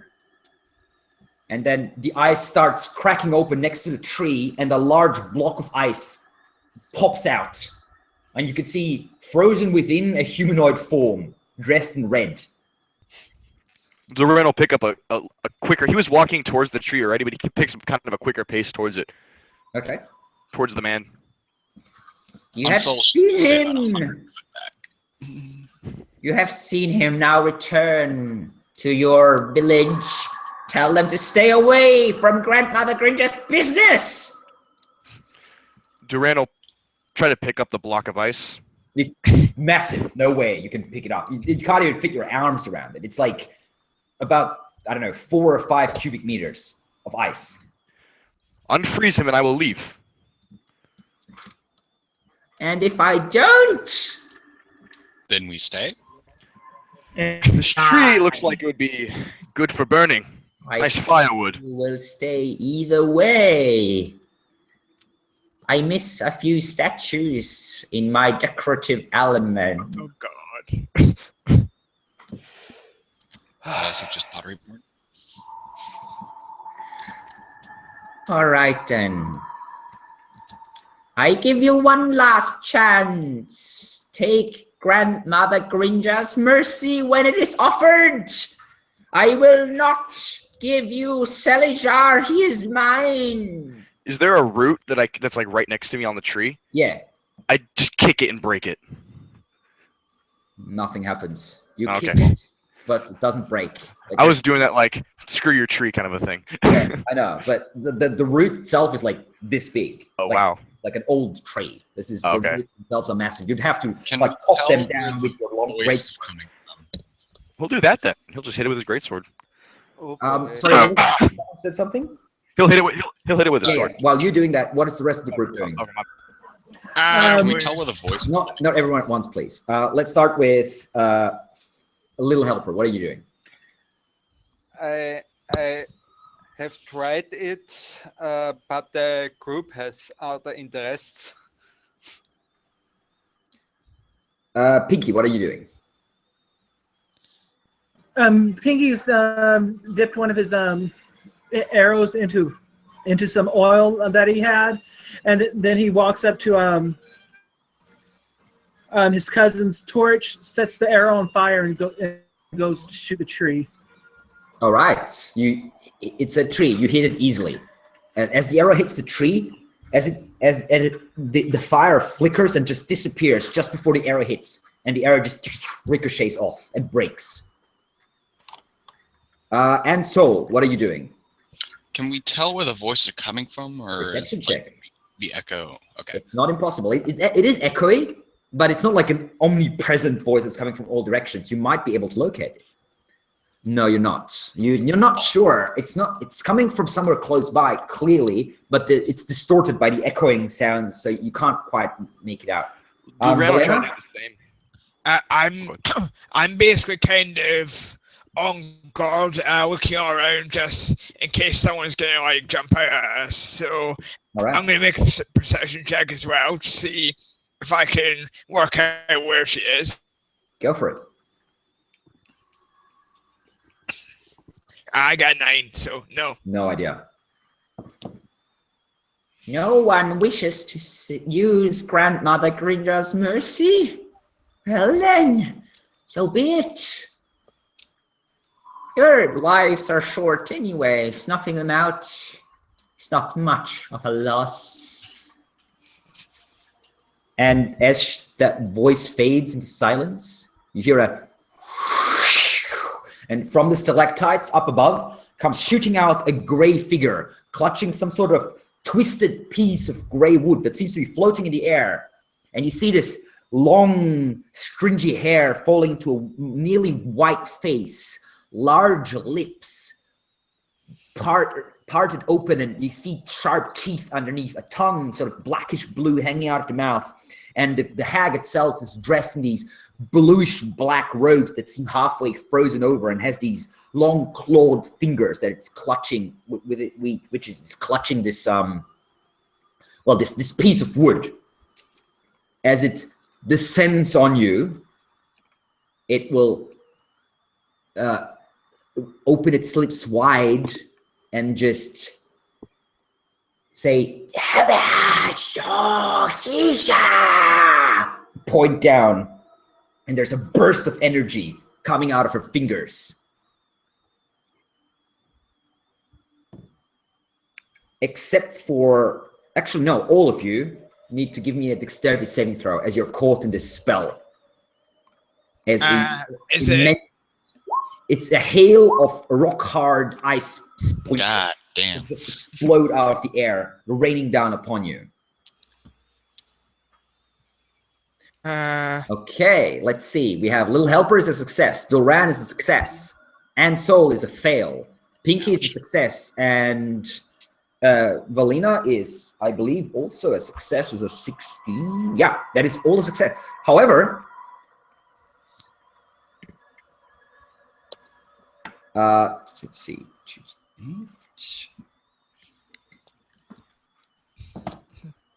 10.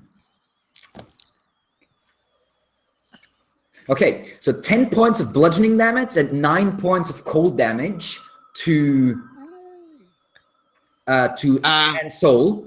The rest of you take 5 points of bludgeoning damage and 4 points of cold damage. Do I take it? I've got the Ring of Warmth. Oh, you take only 2 points of cold damage because you have resistance to cold. Yes, you still take the bludgeoning damage as the chunks of ice are basically falling onto you, hitting your flesh and hurting you. But the ice magic itself only does a little bit against you. And we are now. I forgot to roll my HP, so. Sorry, you forgot to do what? I forgot to roll my HP. Just take average. Take average HP. So you're a sorcerer. So what's your Constitution modifier? My Constitution modifier is. Hang on.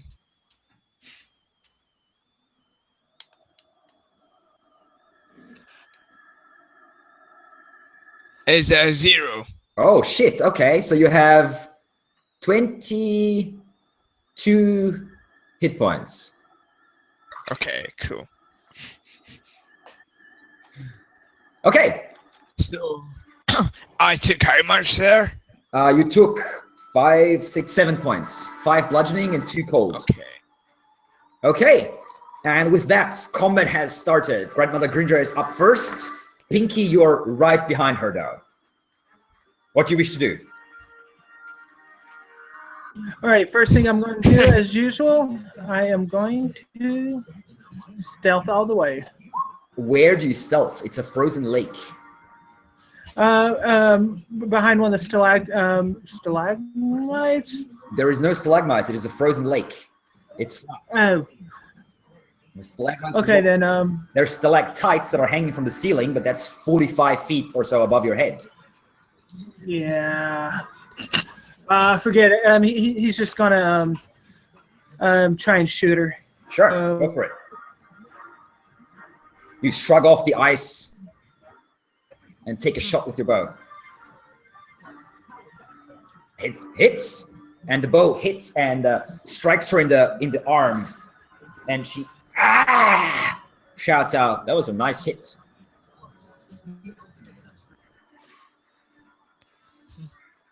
Anything else you'd like to do, Pinky? Let's see. Crap, what was that bonus action thing called? It's cunning action. Yeah. Hide Of or course. disengage. And he's going to dash to get away from her even more. So. Which direction are you dashing? Are you dashing towards the entrance, or which direction are you dashing? Yeah, towards the entrance. All right, back to the smaller room. Right, then you can move. As you're dashing over ice, give me a acrobatics check, because ice is slippery, and you are standing on ice. Yeah, but you're fine. You manage to slide and skid across the ice with quite surprising speed and agility. And yeah, move your full 50 feet. Little helper, you're up next. How far is she away? She's about 40 feet above you. I'll shoot at her with my crossbow. Okay.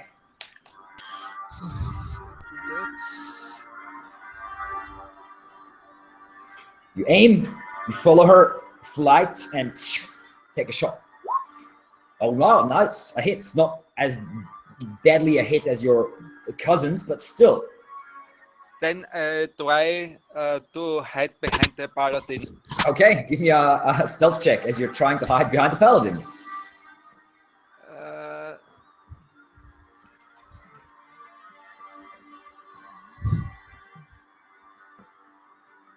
Candy catapult. And you are so well hidden behind the paladin. You're like mirroring each of his movements while he's moving around. Yes. Okay, Valena, you're up next. I do bring fire, but I also bring lightning, and I'm going to cast witch bolt at her again. Okay, you did remove your your spell slot for last fight, right? Just making sure. I did, yeah. All right, excellent. That is a attack roll. Go for it. That is a hit. Yeah, crackling energy. What's the range in Witch Bolt? 30 feet. Oh, you won't get to her. She's 45 feet up in the air. So you can In that case, could I just have done firebolt then? Sure. Yeah. Let's say that. Yeah. Yeah. So you so strike her in the air. 2d10. Yeah, you hit 2d10. Yes.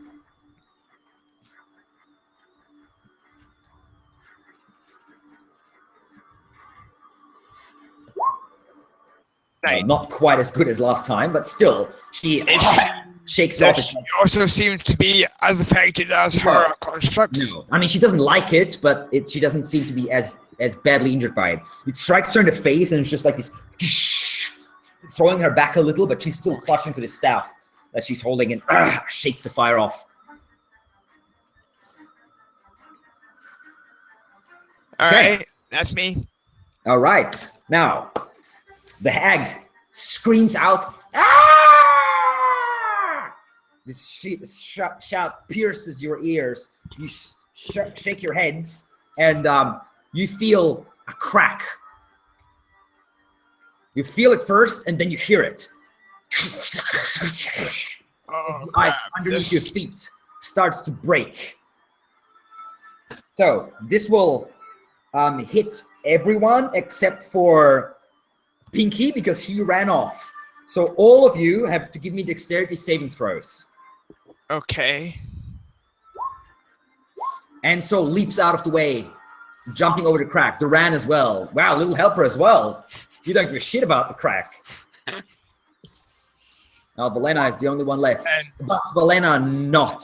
So the three of you leap to the side with lightning speed. But Valena, you stumble and you fall, and the ice breaks around you, and you hit the water. Freezing cold water. You're now floating in the water as the ice is broken open around you. You instantly take 4 points of cold damage, which reduced to 2. Yeah. And you're now struggling as the water seems to be starting to pull you down, as if like the water is grabbing you with 100 invisible small hands and pulling you. So far, you're still on the surface. However, it's just the start of this whole thing. Ansol, you're up next. Yes, I am going to cast Cure Wounds on myself at a 2nd level. Excellent. Go for it. So it's Yes, you have 2d8. taken quite some damage, yeah, from the spell, the ice storm. It's 2d8 plus your wisdom modifier Yes. at second level. Wisdom modifier is 3. Okay. 2, not 1. There we go. 10. Okay. The energy of your god flows through you, and some of your wounds disappear. Anything else you'd like to do? Range on the spiritual weapon. Figure out what that is. Sorry? So I got to figure out what the range on spiritual weapon is. You can't cast it at the moment anyway, because you can't cast 2 spells at the same turn. Yes, that is correct. It is a But it's a bonus action. Yeah, I know, but you still can't cast 2 spells at the same turn. It doesn't matter. Oh, You can only cast a cantrip and a spell at the same turn, not 2 spells. all right. Okay. Then I'm done. Okay. Oh, also, give me a Constitution saving throw for the damage you took to see if your divine thing. No, it's gone. Darren. Your holy armor, whatever it's called, is Shield of Faith. Yeah, has shattered under the rain of ice, the hail of ice. Doran, it is your turn. You see Dulran, he slams his sword into the ground next to him, and he grabs out his 2 hand axes, and he goes, "Torm, guide my hands," and he throws both of them. I believe you will have disadvantage on both of those attacks, because the range on hand axe is probably like 30 feet, I'm guessing. I think it's 60, but I'll check Really? right now. Okay, no, I can check. It's fine. I have the player's handbook right here. Hand axes, 20, 60. So the short, 20. yeah. So everything beyond 20 feet is with disadvantage. 60 Okay, is well- maximum range. We're still going to try it, because I don't have anything Sure, else. go for it. All right. Do we have any inspiration, by the way? Just random? No, I'm not really using that mechanic, mostly because I forget. That's fine. Then I will. Actually, hold on. Before I do that, this Yeah. makes more sense. I'm also going to cast, what's it called? What the hell? 40, 20? Oh, with disadvantage. Right. But I forgot. I'm going to cast Valve Enmity. As a bonus action, creature it has to be 10 feet. Never mind, not going to do that. So I'm just going to throw. So Okay. 2.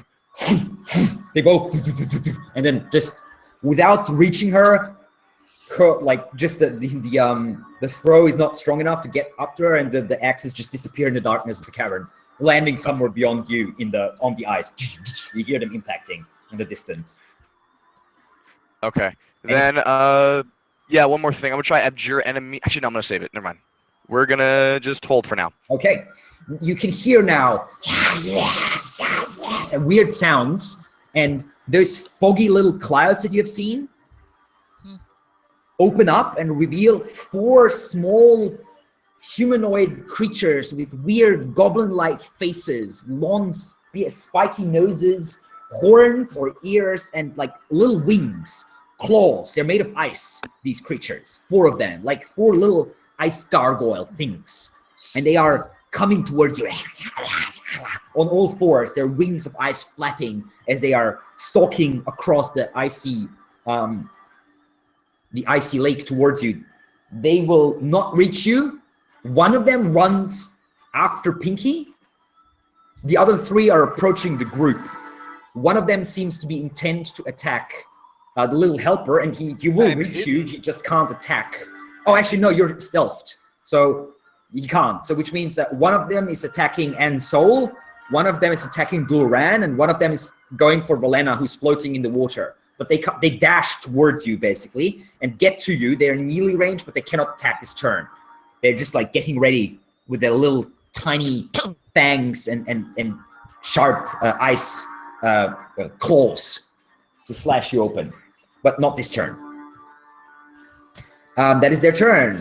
Grandmother Grinja. She will look around, and she will look over at Pinky, in fact, who is running off, and will shoot a ray of frost after him.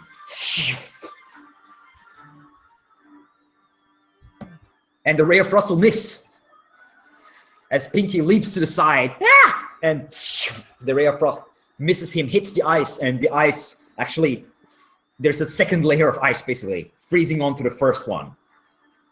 And Grandmother Gringer will fly up and away a little bit, about 20, 30 feet away from you, still staying at 45 feet height, just underneath these stalactites, basically.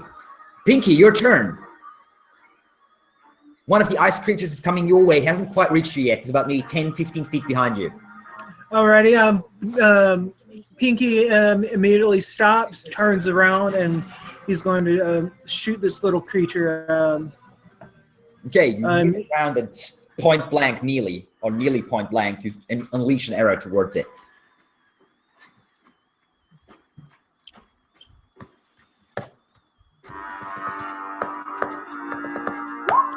Hits, 9 damage, not bad.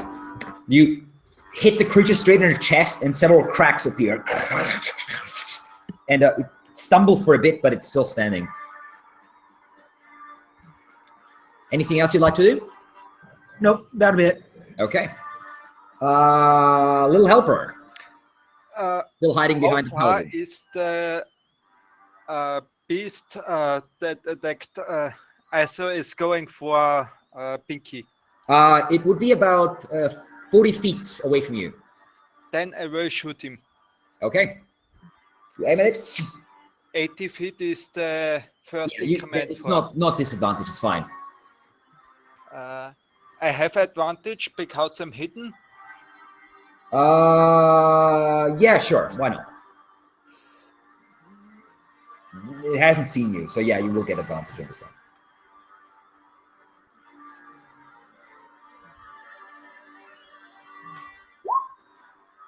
24 is a hit, and with 12, you actually hit it, and it shatters. Additional sneak damage. Yeah, it would, but it's already dead. You don't even need to roll the additional sneak attack. It just shatters and falls apart. Then I hide again behind the paladin. Okay, go for it. Can I mirror his movement again?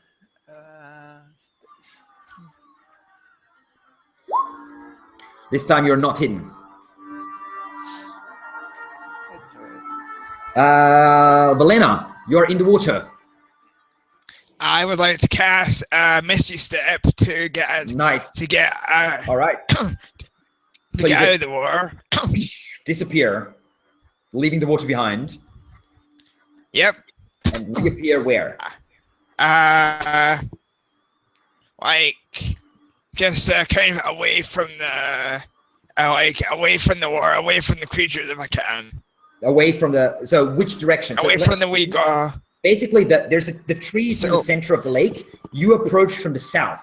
The hag and Pinky are both I like also to go- way I south. like to try and get into this tunnel where we came from. So you're flying to. You're appearing close to Pinky, basically. Yeah, basically. Right. And then, because that was a bonus action, I'm also going to cast Firebolt at the hack. Sure. Yeah. She's now right above you, basically. You appear. Hasn't seen you, and then looks down as the firebolt comes towards her.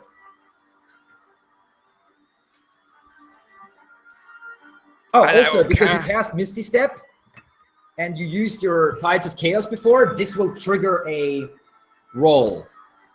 Okay. So do you want me to Just- roll it just now? Yeah, you do it. Roll me a d100. And just as a warning, I'm using a slightly adapted table. Okay. 36. 36. Let's see. This could be. Oh my god. Okay, so roll me a d10. Okay.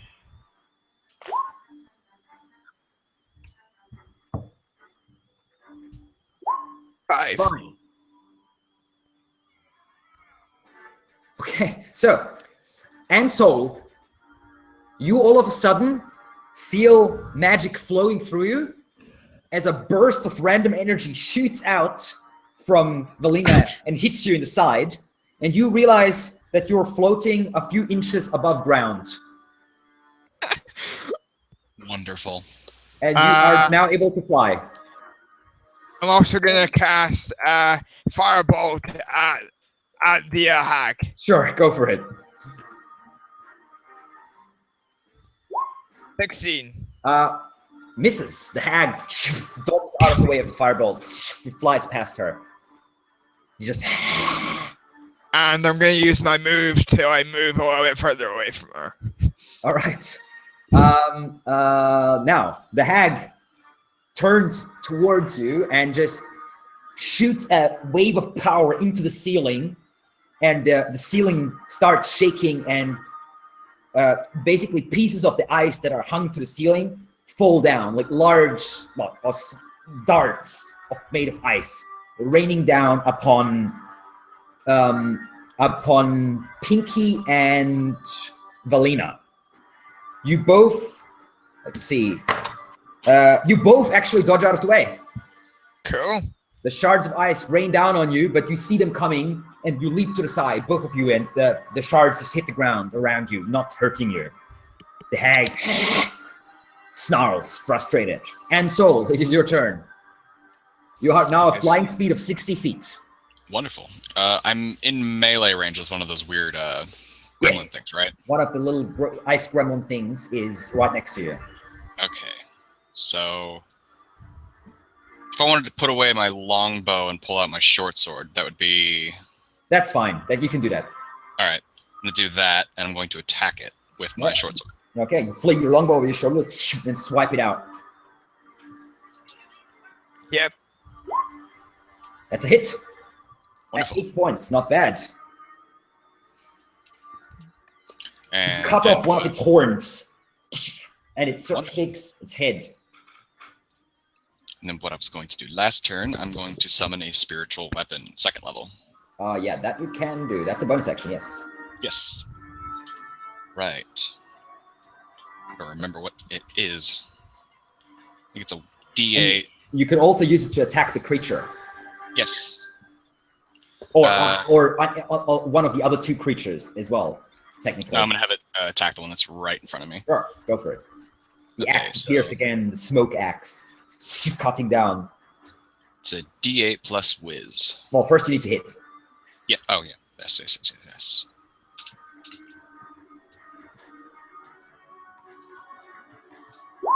Hits, yeah, definitely. Right.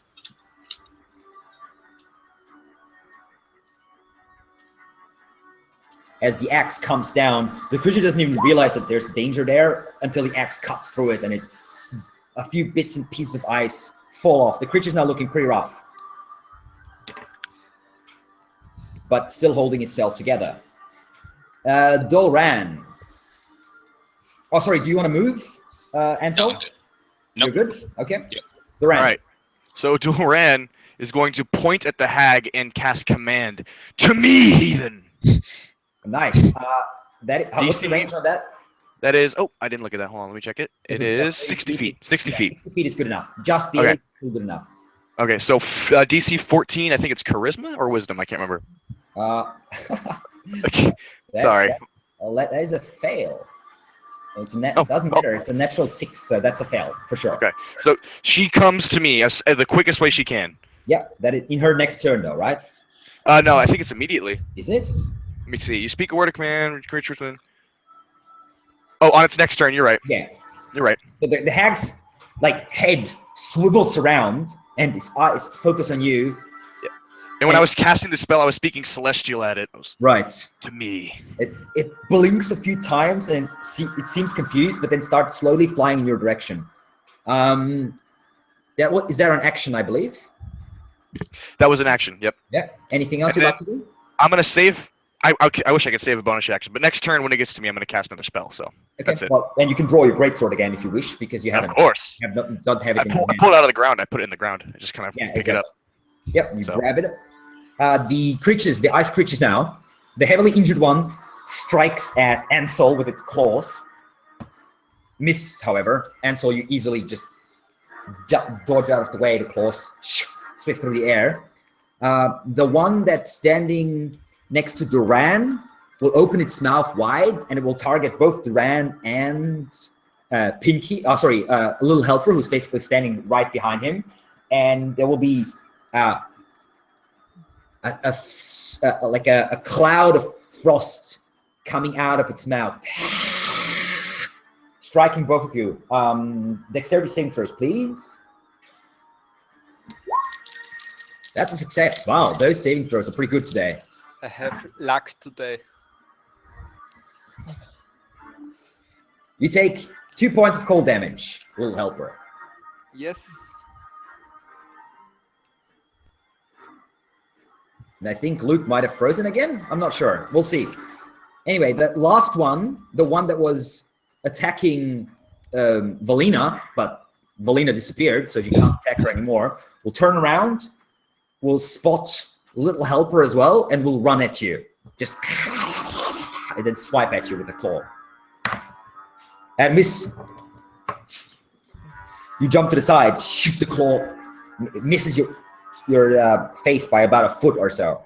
Drunken Master. Yeah, pretty much. Drunken Master, yeah. Grinja. Welcome back, Luke. Roll me a dex save. Okay. Didn't go through? No, All right, well, we'll try that again. not that I can see anyway. Oh! Nat These 28. days. So you take 2 points of cold damage. All right, cool. Now, Grinja flies towards you, and she's about 50 feet away from you. So let's see if she can get there in one turn. And it stops when she's within 5 feet. So. Yeah. Yeah, she can. She can get there. With one burst of speed, she flies up to you and realizes that where she is all of a sudden, as she's now on ground, or just above ground level, basically. What will... You dare? Come on, Grinja! And then she just curl out her claw and whisper some sort of arcane incantation. And will unleash a cone of cold straight into your face. And will also hit a little helper because he's still standing right next to you. So that is a Constitution save for both of you.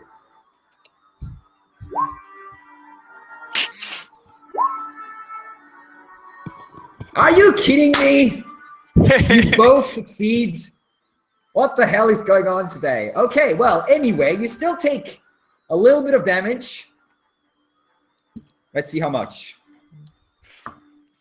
Duwin looks at her. That's a good breeze. Well, it is 13 points of cold damage. So it's a decent breeze, I'd It say. is a good breeze. Yeah, Is this halved? I still say it's a good this breeze. is half, yes. Uh, This was Cone of Cold. It is a 5th level spell. And you feel like crystals building on your skin. it don't look so good. And the air hurts as you breathe it in. It hurts your lungs from within. But she, she's staying there. She can't move away. Pinky, your turn. Okay. Important question. Is there a stalagmite right above her? A stalactite. Yeah. There's stalactites pretty much everywhere. So yeah, there would be. Okay, what I'm going to do, hopefully this works, I am going to shoot one of them that's directly above her and try to make it fall right on top of her. Arrow won't knock it over. It's too thick. Like you need some sort of explosion or something to knock it down. Oh, Single arrow won't do that. okay, never mind. Okay, never mind. Then I will just, let's see. Is there any place I can hide from where I'm at? Yeah, you're now at the entrance, so there is hiding spots there. There's like a couple of rocks and such because you're at Okay. you're at the start of the lake. So you can definitely give me a stealth check. That is not enough, I'm afraid. All right, fine with me. He'll just do what he does best and shoot. Yeah, let me just see if you have disadvantage on this because I don't know what the range on short bow is, but you're about 50 feet away from her at the moment. So you might be disadvantaged. I'm not sure. Let's see. Short bow has 82. No, you're fine. 83 out of 20. Okay, because I was about to say I also have the sharpshooter feat as well. Okay. So you ignore that anyway. Okay, excellent. 11, however, is a miss. As she flies towards Duran, it's such an unexpected move that you're like, what the shit? And then you shoot and it goes out somewhere. Like, just hits the tree behind her. basically. And that was your turn? Little helper.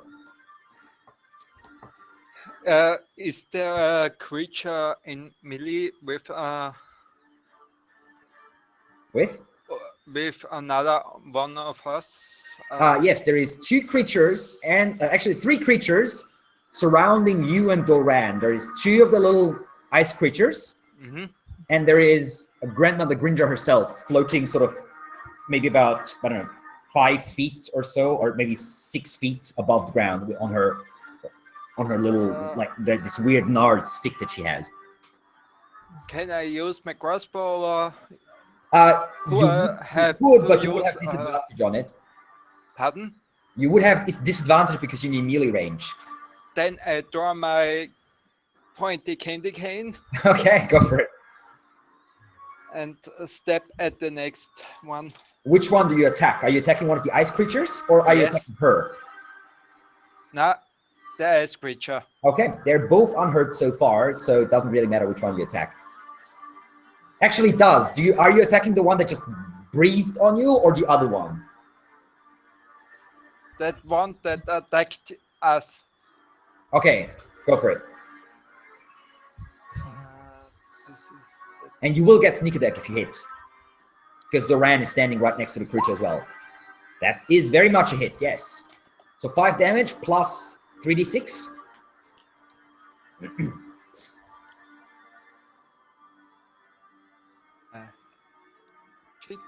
I filled the chat with some... Sorry? I messed up in the... It's all right.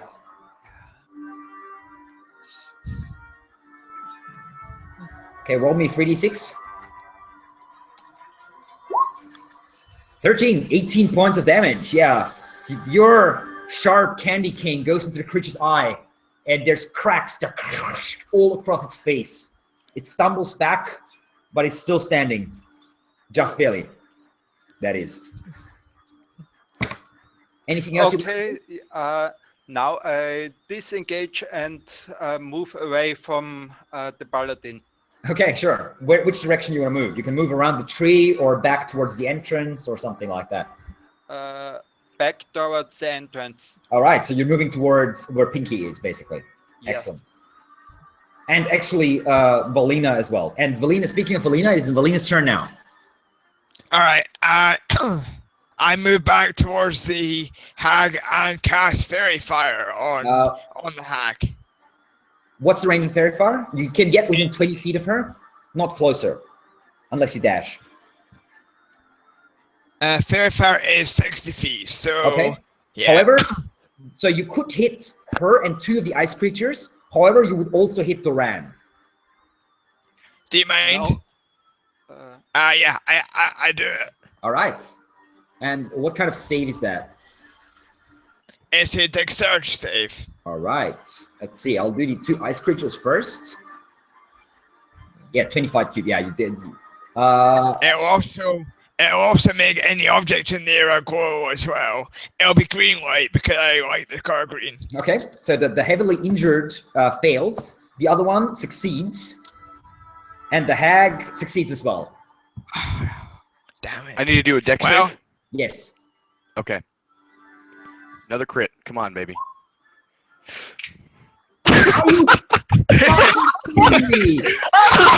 That's like the third natural 20 in a row in a dex save. What the? I'm not gonna get them when I do my next hit though. So this is ridiculous. Anyway, better now than on the attacks, I guess. So only one of the ice creatures is actually hit by the fairy fire, and it's actually the one that's already heavily injured.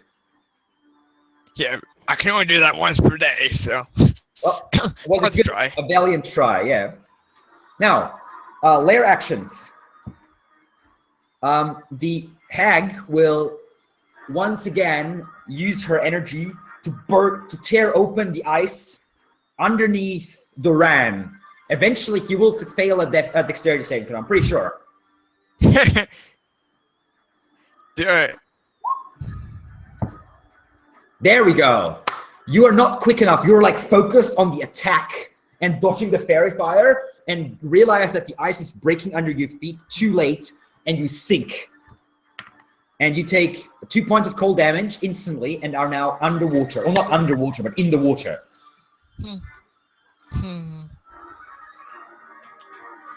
And Soul. Yes. The hag is about 20 feet, 15 feet or so away from you to your left. But there's still another one of those creatures standing in front of you. Yes, I'm going to smack it with a bonus action with my spiritual weapon. Go for it. Okay, so...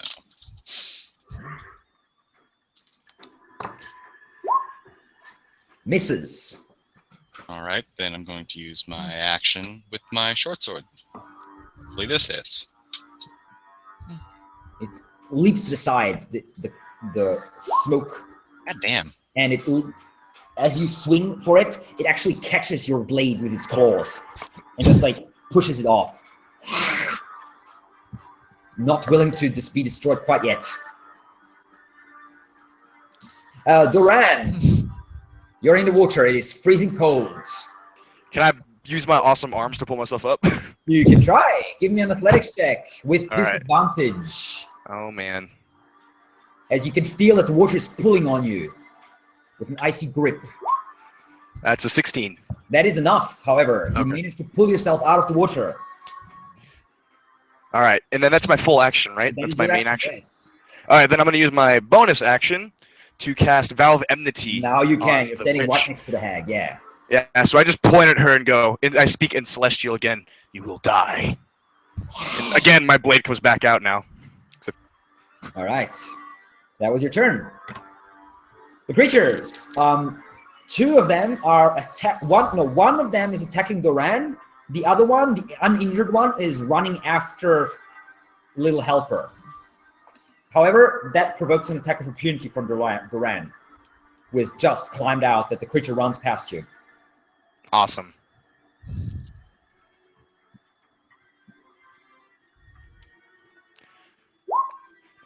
That is a 17 to hit. It's very much so. All right.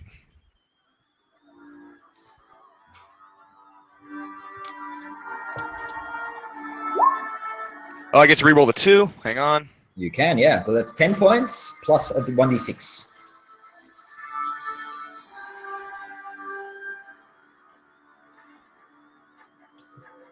And he's gone again. Internet today is a bit buggy. Oh, well, anyway. So one of the creatures runs after Little Helper, takes a hefty smack in the side as it runs past Ram, but that will not stop it from catching up with Little Helper and going at him with its claws, and rolls a natural 1. So you dance away from it, and the claws just catch your cloak a little bit and tear a few bits off. Yeah. That's all it does. And the other one scratches over Duran's armor, but cannot pierce it. So that's in total, that is 15 points. Wow, okay. Yeah, that creature looks pretty severely injured now as well. Or damaged, I should say. Grandmother Grinja.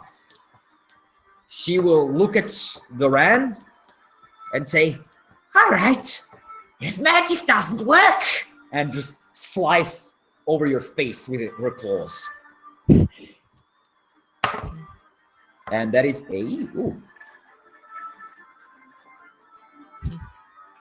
that's a 18. That So is you exactly Yeah. the armor class, yeah. You take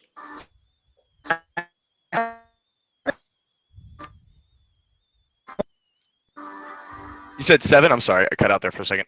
6 points of bludgeoning damage and 5 points of cold damage. Okay, so 11 total? Yes, as her claws go through your face, ripping open your skin. Ah! You will all die, and I will eat you. And that was her turn. Pinky. Oh, wait, no. Damn. Alrighty, I'm seeing one of the little creatures chasing after his cousin, trying to kill him. he yells out, "The only one that can kill my cousin is me." and he's going to loose an arrow at the creature. Go for it. Yeah, your cousin's actually running towards you, so you shoot past your cousin.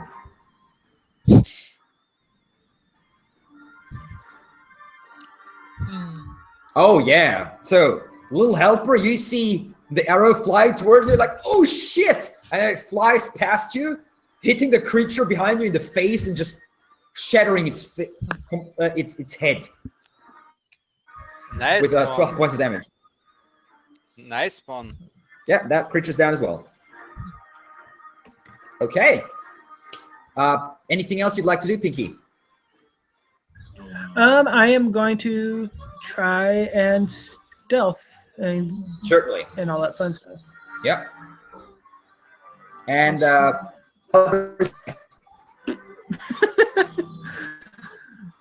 I swear I'm the one with the bells on my clothes. yep. Yeah, that's not working too well for you. So, little helper, what do you do? The creature that was chasing you is dead. Well, anyway. First, I will shoot the hack. Go for it. Just turning around, reloading real quick, and firing off crossbow bolt. Hits, and that is with sneak attack, so that's 3d6 more damage. What's happening with...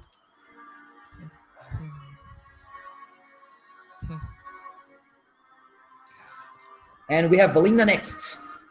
Oh, sorry. Yeah, no, sorry. Little helper still has. Ooh, shit! That is a massive sneak attack. And then with my bonus action and my movement, I will catch up to Pinky and high five him. Okay. A quick high five. Yeah, buddy. Christmas elves. Halflings. And the hag, now as the crossbow bolt is stuck in her back, is bleeding quite severely. I haven't gone since the hag went. Sorry? I haven't gone since the hag it's is not gone. her turn. She's just... Oh, my bad. I'm sorry. Strike. She's just like... starting to look a little worried now that she's bleeding quite severely from this crossbow bolt stuck in her back. Valina. I say in Elven to storm or fire you shall follow hag, and then I cast firebolt at her. Okay. Shooting the firebolt past your two companions. And then Bust. using my quicken spell, I also cast witch bolt at her. Okay, you have to move. Oh no, don't. You move close to last turn. The firebolt misses as Grinja leaps to the side and with an unnaturally fast movement for such a weird. And I got 26 for the firebolt. For the but the witch bolt strikes into her. Quicken spell. Right. And she takes 1d12 damage. The electricity crackles over her, starting to shake her. And she takes 9 damage. Nice. Okay. And there's also like lightning going between me and her at the moment. Yeah, there is. Yeah. And she's shaking.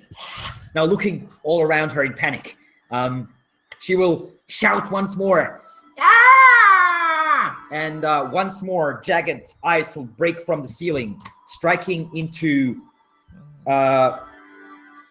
Little Helper and into Valina.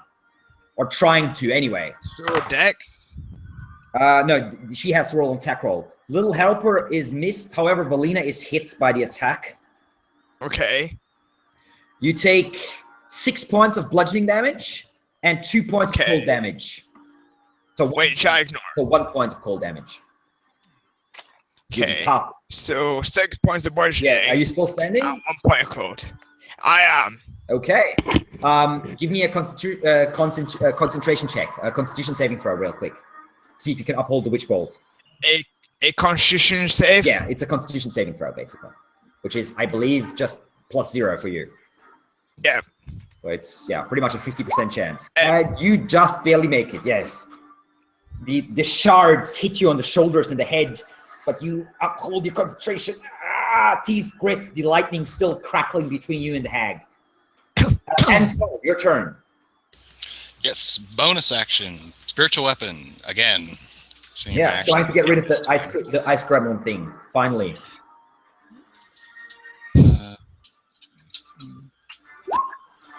Yeah, that's a hit. Oh, finally. Okay, so should be 1d8. Yeah.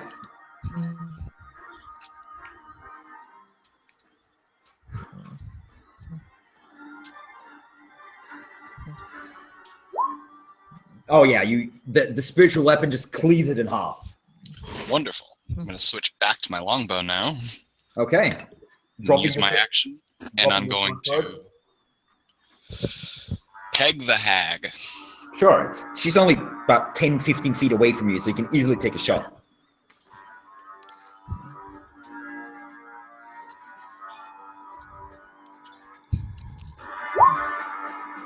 I believe that is a hit. I don't know what your total is, but I'm pretty sure it's a hit. Yes, it should also be +3. Or no, it should be +6. Yeah, I was just going to say +3 would be a bit weak. Yeah, that's a hit. You shoot her into the side, into her with your longbow. Roll the damage. 5 points. Okay. She basically bats the arrow out of the air, but as she does so, the arrow tears open her skin on her arm, unleashing more blood. Duran. Finally. All right. So Duran, Attack her. the paladin is going to hit her in the face. Oh. Are you using Great Weapon Master? Yeah, I am. So that's a 10 and a nat 20. Well, the first one misses. The second one sadly hits. All right. So we're gonna. I'm also gonna use the Divine Smite at 2nd level. So we're gonna do a ton of damage. Sure. So we're gonna do this. This is just from the weapon. Okay. And then, oh, hold on, I did the math wrong. Sorry, you're gonna add 10 to that total, so 20. Oh, I get to re-roll the 1 and the 2. Hang on. That is true. So it's we're just gonna keep going.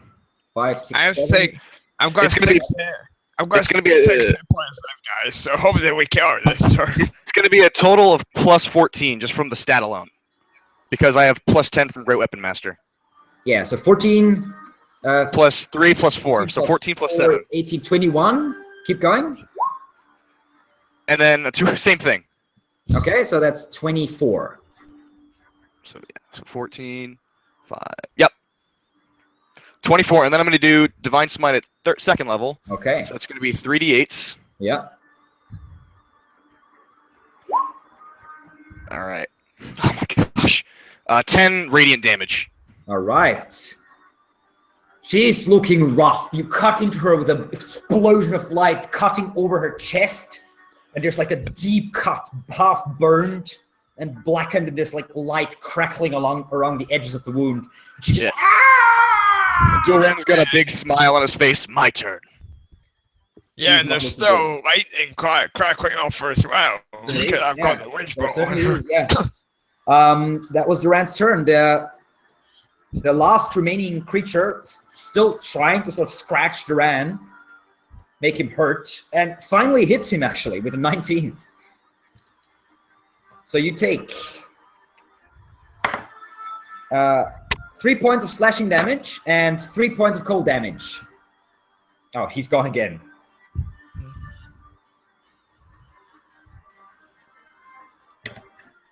Grandmother Gringer, now clearly afraid, will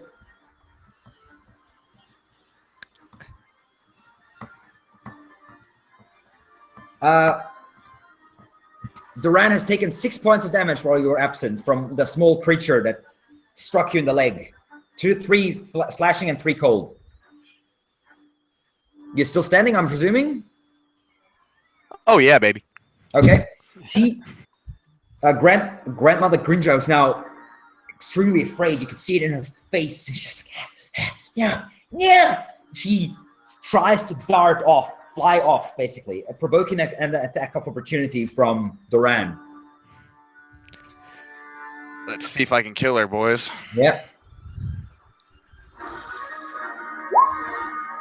Oh man. Well, I'm not power attacking, so that's a 14 total to hit. That's a miss.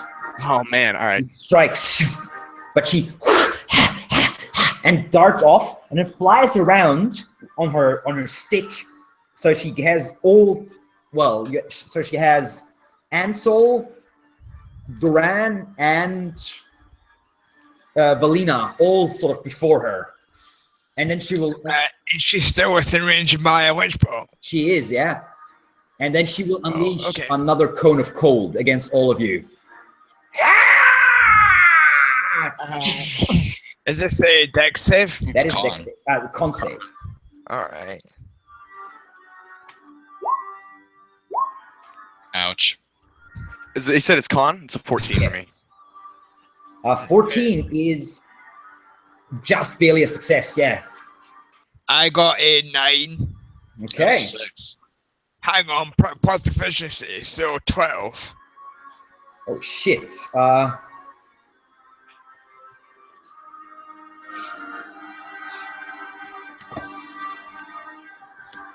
Forgot sorcerers are proficient in con saves. That's 29 points of cold damage.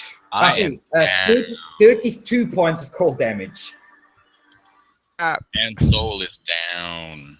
Do I take any damage or am I good? You take 16 points. 16 points, yeah. I'm down. Wow. So, 3 of you drop with one mighty burst. The last spell that the hag might ever cast. Who knows? She's just hanging on her like staff. I keep concentrating on my witch bow. You're unconscious. You're not concentrating on anything at the moment. All 3 of you just like frozen in place, not even dropped down to the ground, just standing there covered in ice, like statues of ice. Yes! You freeze! And that was her turn. Pinky, your turn. You see the 3 large members of your party frozen in place. Upon seeing this, he gets really, really angry. And as he grabs one of his arrows, he closes his eyes for a split second and says, Raven Queen, guide this arrow. Let it strike true and kill this wench. As he goes to shoot her. Focus on the heavily injured hags floating about 20 feet above the ground. And of course, the arrow flies through, and it's not a sneak attack, but still, so that's 4 damage, which she survives. But you also add something to that, don't you? Oh yeah, the braces of archery. So that's 6 damage, and then roll me another d6 because it's a crit.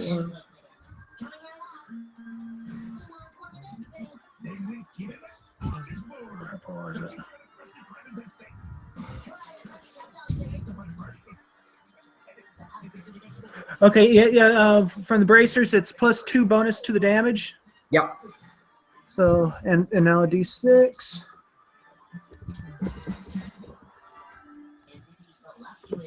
The arrow flies. The hag turns around, sees it coming.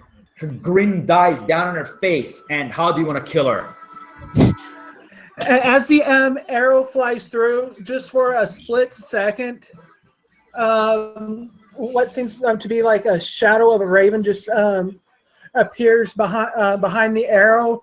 It looks like it's flapping its wings to give the arrow that little bit of extra thrust, and it just pierces the ice hag right through the eye and pops out the other side of her head. She falls off this stick, and the stick snaps. As she falls, she hits the ice. And where she hits, the ice cracks. And she starts floating down into the dark waters. A trail of blood behind her, the arrow deep within her. And you can just see Pinky and the little helper, because the rest is unconscious. You can just see one of her hands sort of curled up off the water, grasping for something. But then the movement stops and the hand goes down and disappears. And as this happens, the last of the little ice creatures looks up and then falls apart. And with that, combat is over. But we still have 3 people who need to make death saving throws. So, little helper, you're up next. Yes, I pour the paladin a health potion Okay, so you pour it over him, basically. Because he's into his frozen. mouth. Yeah. So, just over his face. And, yeah. And, yeah, you regenerate, let's see, I'll just roll this real quick in the interest of time. Yes. 7 hit points. And Okay. the blue and the ice melts under the health potion, and you like shake and the ice bursts off your figure. You're cold, very cold. He kind of looks. What happened?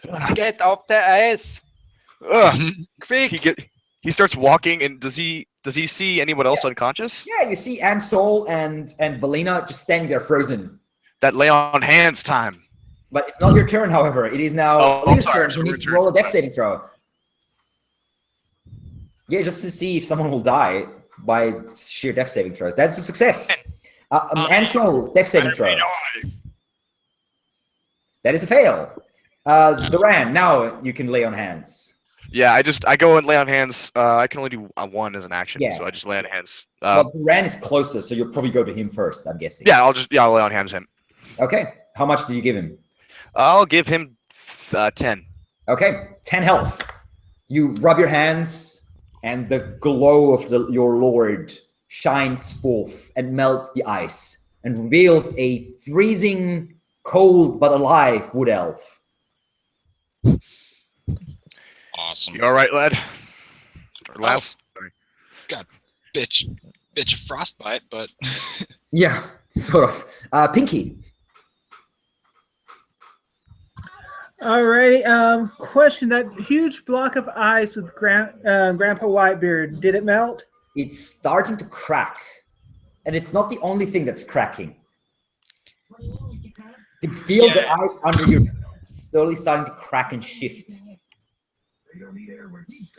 All right. What he's going to do is I'm going to take one of his many health potions, throw it at the final frozen-y person, Okay.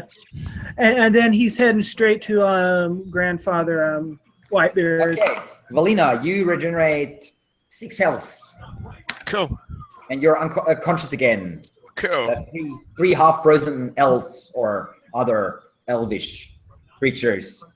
I No. don't feel cold though because I've got the ring of warmth. Well, you still feel cold, but it's not nearly as bad as for the other two. It's like cold. It's like normal cold. The other two are like half frozen to death, basically. Okay. Okay, so now we're out of initiative. You can act normally. What do you wish to do? I wish to secure Whitebeard Okay, with so a rope, like the whole block, or the whole block. okay, so you run up and start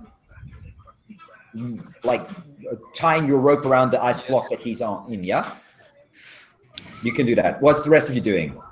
I'm gonna run up to him. Is he like? So you said the ice is breaking? Yeah, it is breaking. Yeah, Could I just try to break it out? you can Break try. him out? Give me an athletics check. Okay. And so you just grab the pommel of your sword and start hitting the ice. I'd like to. You can like Yeah. heat yourself up with prestidigitation, right? Yeah, but he already, Duran is so strong, he runs up and hits the ice several times and then just reaches through, like rips off a large chunk, grabs Grandfather Whitebeard and like pulls him out of the ice, basically. That was easy. As I'm doing that, I'm casting lay on hands on him. I'm gonna give him the rest of it. All right. So 15 hit points. 15 hit points to him. Okay. He opens his eyes, and you can see his eyes are completely this blazing green. And he blinks a couple times, and then they're normal again. And he sort of half collapses, and you catch him. Yeah, as soon as I catch him, I go, "Let's get out of here," and he just starts booking out as quick as he can. so I Yes. follow. Me all right. too. Anyone wish to stay behind? God, no. Okay, so you all make it out of the cavern, and then basically at the edge of the lake, you sort of slowly watch as the ice cracks and breaks, and slowly some of it starts slowly sinking, others starts melting, and others are just like floating around, basically. Can I expend some hit dice? Yeah, certainly. Well, you can have a short rest if you want to. Sure. I suppose when we get out of the cave. Yeah. Okay. I mean, actually, it's probably better to stay in the cave because there's no wind in here now. With the supernatural cold of the hag gone, it's just cold, no longer like this. We should super maybe uncomfortable. should we take a long rest? You might die if you take a long rest, except for you. You'll be fine. You get a ring. Just a short one. I've got a ring. Just for hit dice. I mean, you can try to light a fire or something. Then you would survive. Obviously, you could have a long rest, but it's a bit hard. There's not that much burned material Let's unless do someone only has. a short rest. Okay, Okay. so Grandfather Whitebeard just slumps I down. can, so I can basically spend my hit dice during a short Yeah, rest. exactly. You have 5 hit dice. You can spend as many of them as you Yeah. like.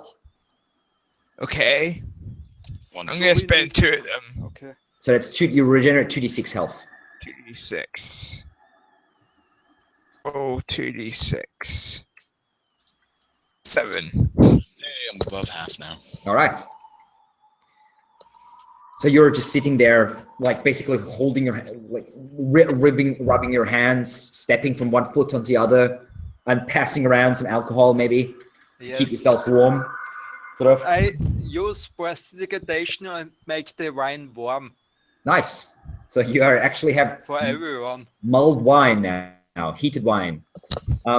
Grandfather Whitebeard looks up as you give him some. He nips at it and says, "Well, that was interesting.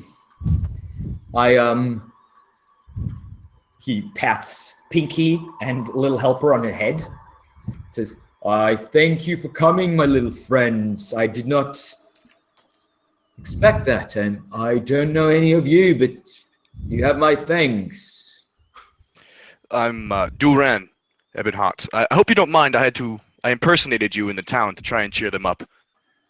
Oh, I had not thought that one of Yeah. your demeanor would be good at these things, but no, I do not mind at all. It was You know, I have the feeling that this will not be the last time that someone impersonates me.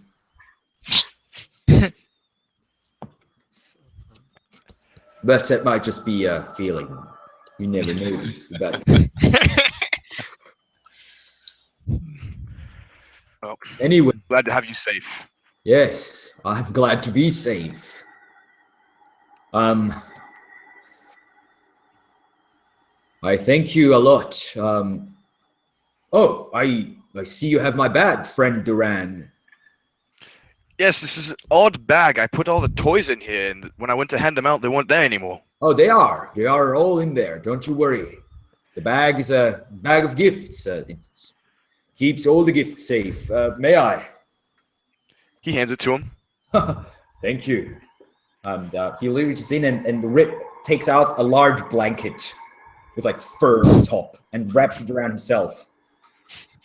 And takes another out and looks around and holds it out to who looks the most miserable? Probably Ansol, I'm guessing.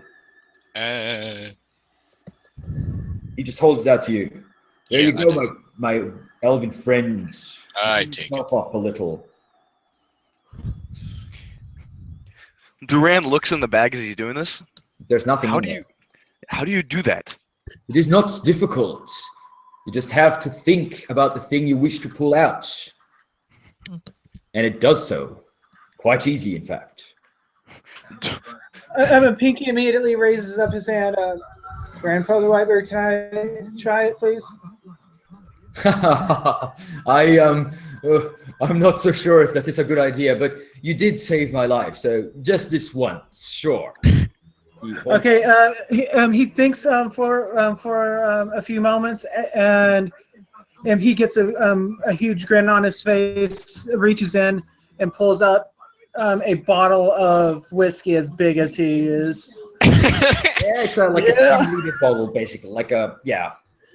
You nearly fall over as you pull it out. A big fish for such a little fella. I always knew you had it in you. He pats you on the head again.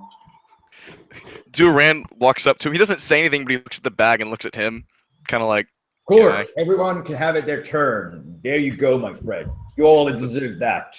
Duran thinks of like an elegant greatsword with like a image of Torm on it at the pommel and tries to pull it out. Nothing happens. Okay, then he just thinks of a blanket. Yeah, a blanket. This is a box, a bag of toys. I am afraid what you wished for was not a toy. He smiles. You're definitely more of a tool. Yes, well. Anyone else? While I'm in a generous mood. Can I see if I can pull out a kazoo? Sure, why not? Wonderful. I pull out a kazoo. Oh, my good wish. So, my little helper, how about you? And you, my lady, you care to give it a try?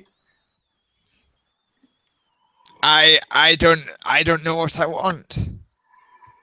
Well, that is too bad. I guess you will have to find out on your path, won't you? I guess so.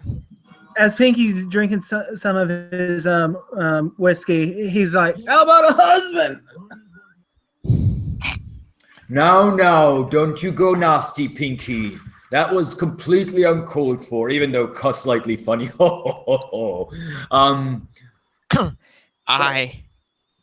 I use prestidigitation to make it look like I've got a fireball in my hands.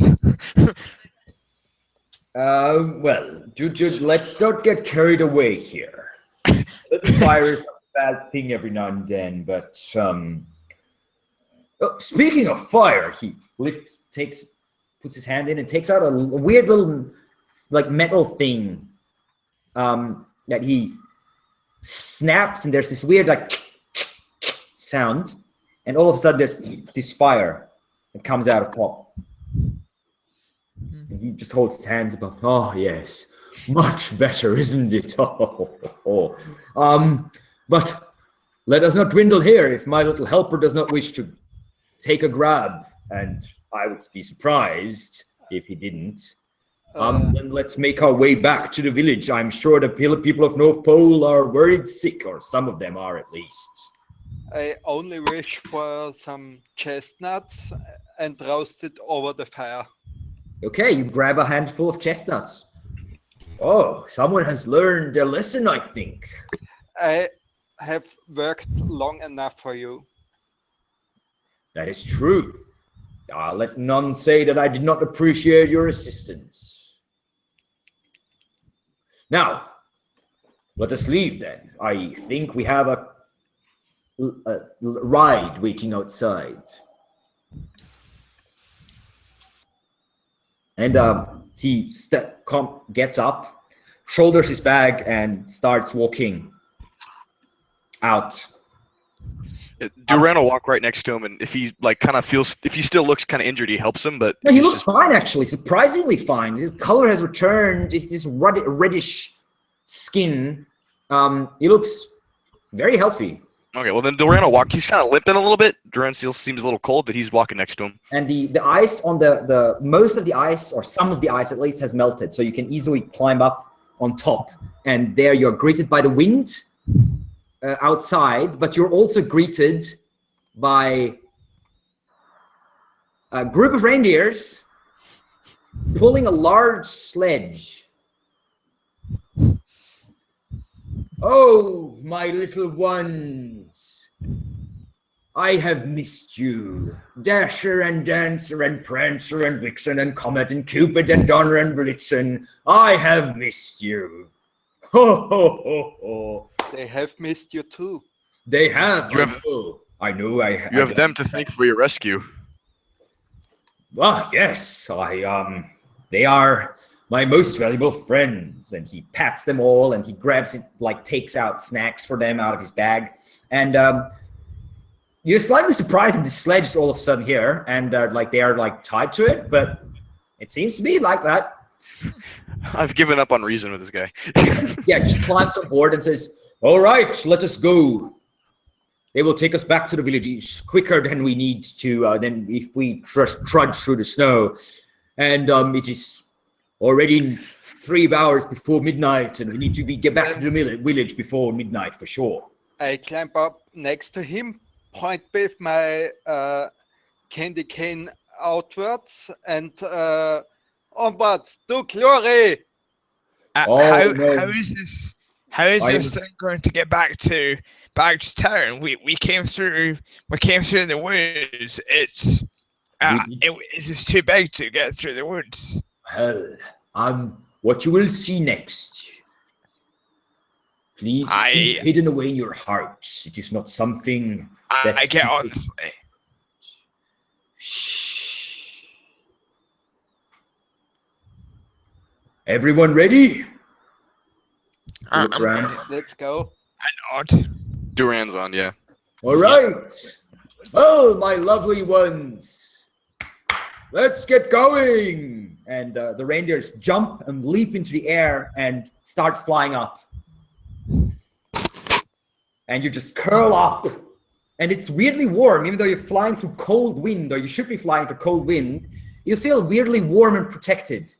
And there's a little jingle coming out of nowhere that sort of reverberates through your skulls. Exactly like that, yes. And you fly over the dark forests and approach with blinding speed within a few minutes the town, which is partially dark, but there's still some lights there. And the sled flies down and lands just outside of town. And the reindeer sort of shrug once, and all the harness falls off. And the reindeers start trotting towards the village. And Grandfather Whitebeard turns to you and says, "Well, this was a nice ride, but now I need to follow my calling, bring some smiles to children's faces and wonder into their hearts. If you will excuse me, and Merry Christmas, everyone." And he turns around and walks off with his bag over one shoulder, a little bit of red light out of nowhere illuminating his path, like small fireworks, tiny or maybe glowing bugs flying around him as he walks off towards the village. And with that, we will end this one shot. Well done, everyone. You survived the hag. Yay. Despite her best efforts. Nearly. Yeah. You did good, Alex. I've had only 9